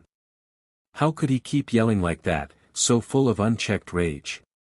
I was exhausted after just a few sentences. My limbs felt heavy, like lead. It was pure determination holding my head high. And Kaken was not even looking at me now. I don't think I ever managed to silence his bluster before. He stared down, looking at something with concern. Is he concerned for the dead wolf? I followed his gaze and saw a small puddle of BLD next to my feet. BLD dripped in a steady stream from my injured arm. In my anger, I had completely forgotten about the wound. Suddenly the seriousness of our situation crashed on me. We need to leave this place immediately. Those wolves could return at any moment, this time with the rest of their vicious pack in tow. A rustling of leaves grabbed our attention, followed by the bone-chilling howl of a wolf in the distance. My heart sank. We were running out of time. Kaken turned to me, his face tense. TSK. Now's not the time to talk about what you can and can't do. I will tell you how clumsy, stupid, and you are. But right now, we need to move, he said. I nodded, clutching my injured arm as I stumbled after Kaken. But Kaken limped in opposite direction. Has he lost his mind? Where is he going? Before I could call him out, he bent down under some bushes and retrieved a wooden box. So he had found the clue after all. It might have slipped from his grasp when those wolves attacked him. Putting the box in the bag, he turned and headed back down the dark, tunnel-like path we had come from. I followed close behind, wincing against the throbbing pain in my arm, trying not to leave a trail of blood that could be tracked. We moved as quickly and quietly as we could through the darkness. The darkness enveloped us eerily as we moved through the shadows. Once we finally reached the fence, we both used our quirks to propel ourselves up and over it. No sooner had our feet touched the ground than the sound of rapid footsteps increased behind us. We whipped our heads around to see several snarling wolves emerging from the dark woods, their glowing eyes fixed hungrily upon us. Drawn by the intoxicating scent of my blood which was dripping down my arm, the wolves approached the fence, fangs bared and saliva dripping. Low growls rumbled in their throats as they stared us down, ready to attack. One particularly large wolf threw back its head and let out a chilling howl. A little mishap XXXX apologies for the slow release of the chapters. I know the initial chapters need heavy rewriting. But I will do that once I complete the story. This is going to become a lot more angsty for all those angst lovers. XXXX drawn by the intoxicating scent of Deku's blood, the wolves approached the fence, fangs bared and saliva dripping. Low growls rumbled in their throats as they stared us down, ready to attack. One particularly large wolf threw back its head and let out a chilling howl. But they were unable to cross the sturdy divide. We flinched back from their snapping jaws and vicious growls, taking several cautious steps away. My palms itched to ignite, to unleash the explosive power on those wolves. Oh! How much I wanted to blast them away. I could see the satisfying impacts, the beasts yelping as they flew through the air. But I shouldn't give in to temptation this time. My ankle is still throbbing and I am exhausted. A battle with the wolves would deplete my last reserves of strength. I needed to search this wretched hill and complete the assignment. The urge to battle was strong, but the burning longing to get home again was stronger. In the end, I decided to sneak away like a coward, like Deku. I looked at him and realized that Deku's freely flowing blood was driving the wolves into a frenzied state. We couldn't leave yet, not without stopping the blood flow first. Before I could pull out the emergency kit, Deku croaked weakly. "Kaken. Give me your bag. I need to stop the bleeding before we go or they'll follow us. Don't you dare order me BSTRD. I know that already," I yelled. "And you need to get rid of that smell before wrapping it up. Did you carry anything useful for this kind of emergency?" I said sarcastically as I dug through my backpack and pulled out the medical kit. Deku was shaking badly, either from pain or fear, I didn't know. He has already been through enough. As much as he irritates me, he doesn't need my sweet words right now on top of everything. "I have a bottle of hydrogen peroxide but it's in my bag," he said, his voice cracking as if he was on the verge of crying. I found a small bottle of rubbing alcohol that could be used to clean the wound and reduce the smell and risk of infection. I pulled out a water bottle to clean the excess blood. "Give me your hand," I said. He looked at me with hesitation. "It's all right, Kaken. You don't have to do this. I will take care of it," he muttered. "Just shut up and do as I say," I yelled. He flinched and looked at the wolves again. He steeled himself and outstretched his arm. I poured water on his fist and grabbed it tightly. Then I poured some on the area with heavy bleeding. There was so much dirt and blood on his arm that I can't even find the source.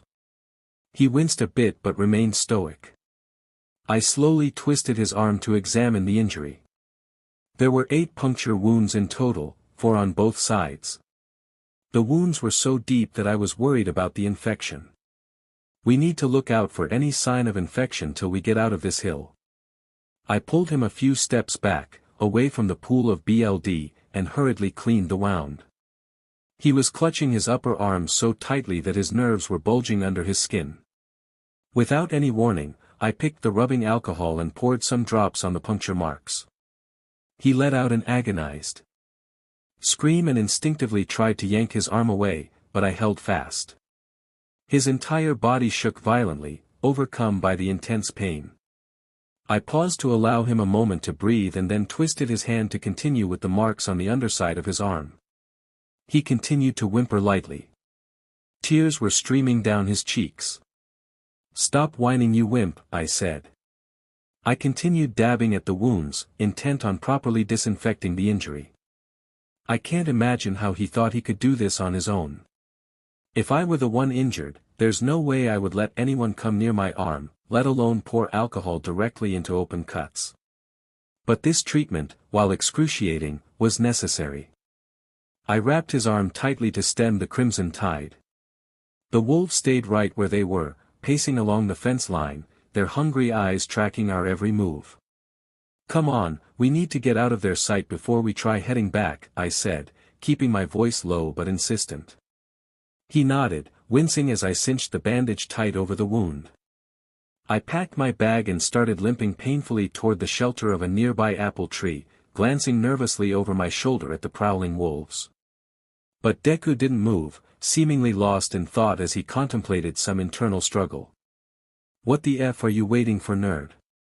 I growled in frustration. "Are you planning to stay here all day? Hungry wolves are just a couple of feet away," yet he seemed oblivious to the imminent danger.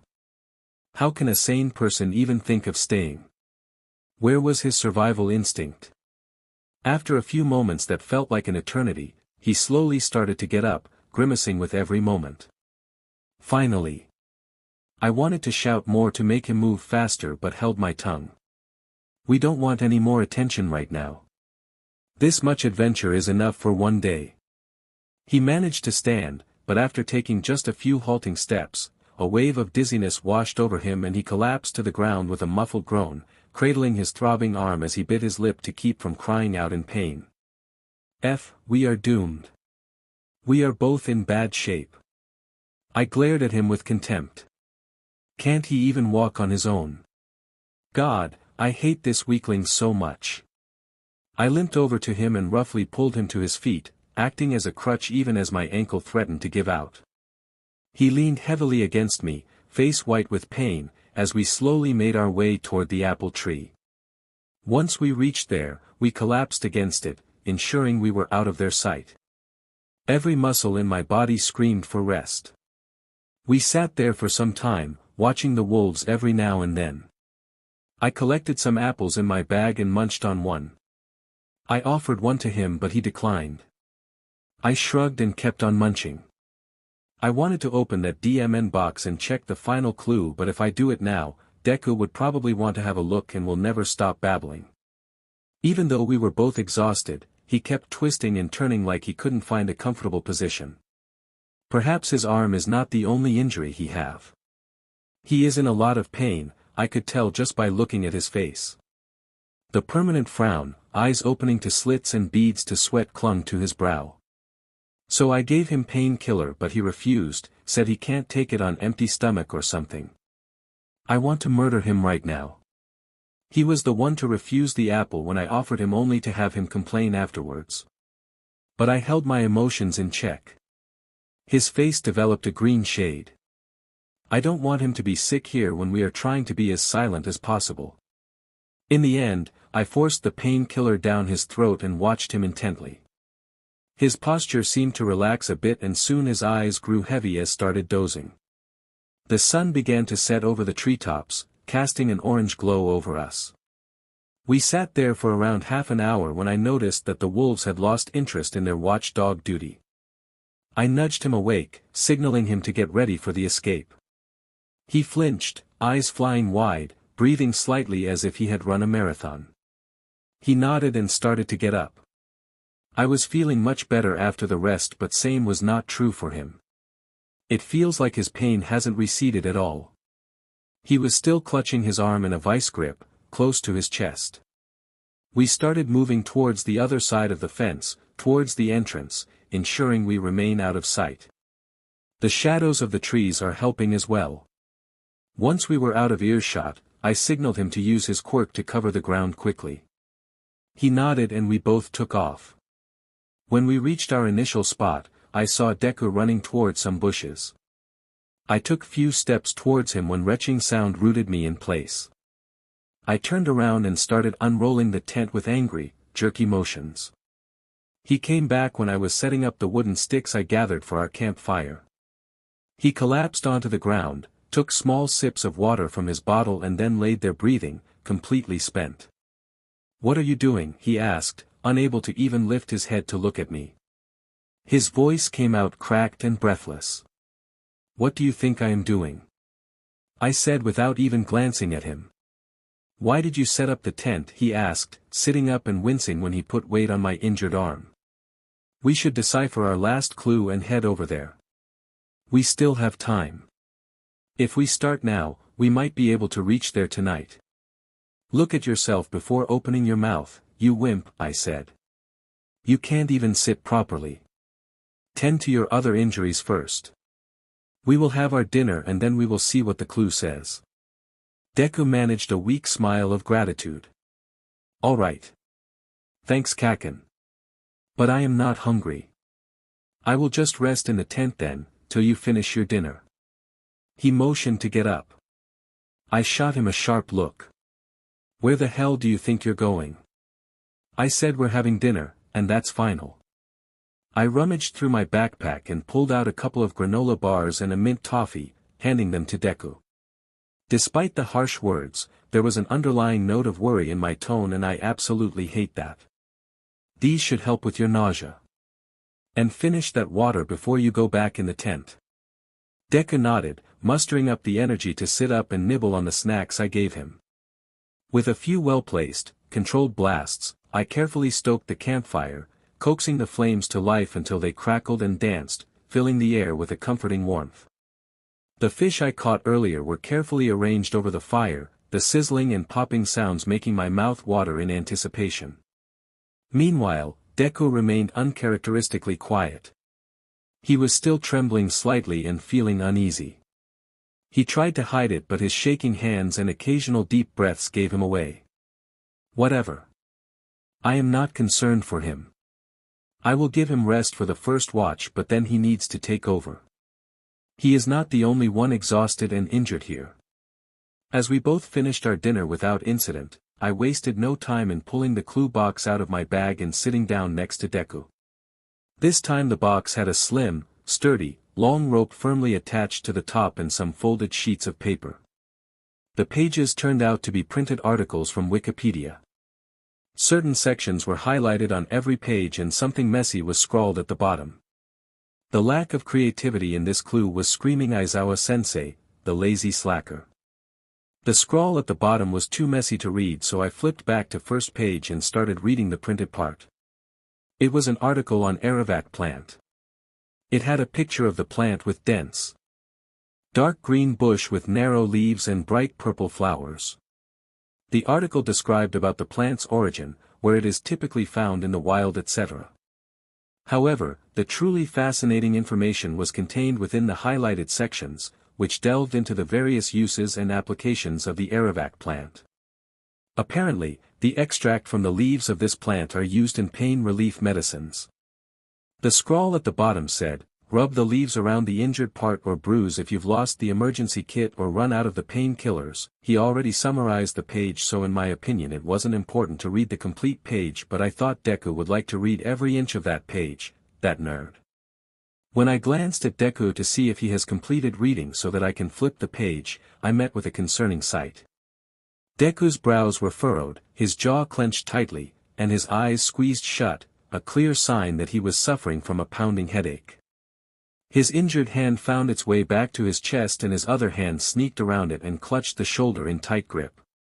Despite the discomfort, Deku attempted to continue reading, opening his eyes to mere slits, only to shut them again forcefully at the sudden sound of a nearby crow's call, as if the simple noise was akin to a drill boring into his skull. I folded the pages and instructed him to rest in the tent. I told him about the night shifts as he trudged over to the tent and made it clear that no matter how much he whines, he will be taking over the second watch. He simply nodded and retired for the night. I laid next to the fire for some time, watching the night sky. It was completely covered with clouds. Rather than the clear, twinkling expanse I had hoped to see, the heavens were blanketed in a thick, heavy layer of clouds, an ominous harbinger of the storm that was soon to come. The air felt thick and charged. I watched swirling patterns of the clouds as they obscured the stars, knowing that at any moment the floodgates would open. After some rest, I sat up to read the pages. The second page was an article about magramulus flowers. The picture showed pink flowers with spike-ended petals. The flowers were growing in a bunch of 20 with straight and sturdy stems. I read a few highlighted lines but quickly realized that I should not make that mistake again. It's so confusing and I am not exaggerating it. Take a look at it yourself. Its cathartic, diuretic and antiscorbutic properties make it a good remedy for purifying BLD. In some region, extract of the plant is applied as a poultice for cutting and bruising. The juice made from the plant is also applied to stop bleeding. Besides that, tea and tincture prepared from the leaves of this plant cures influenza within a short span of time.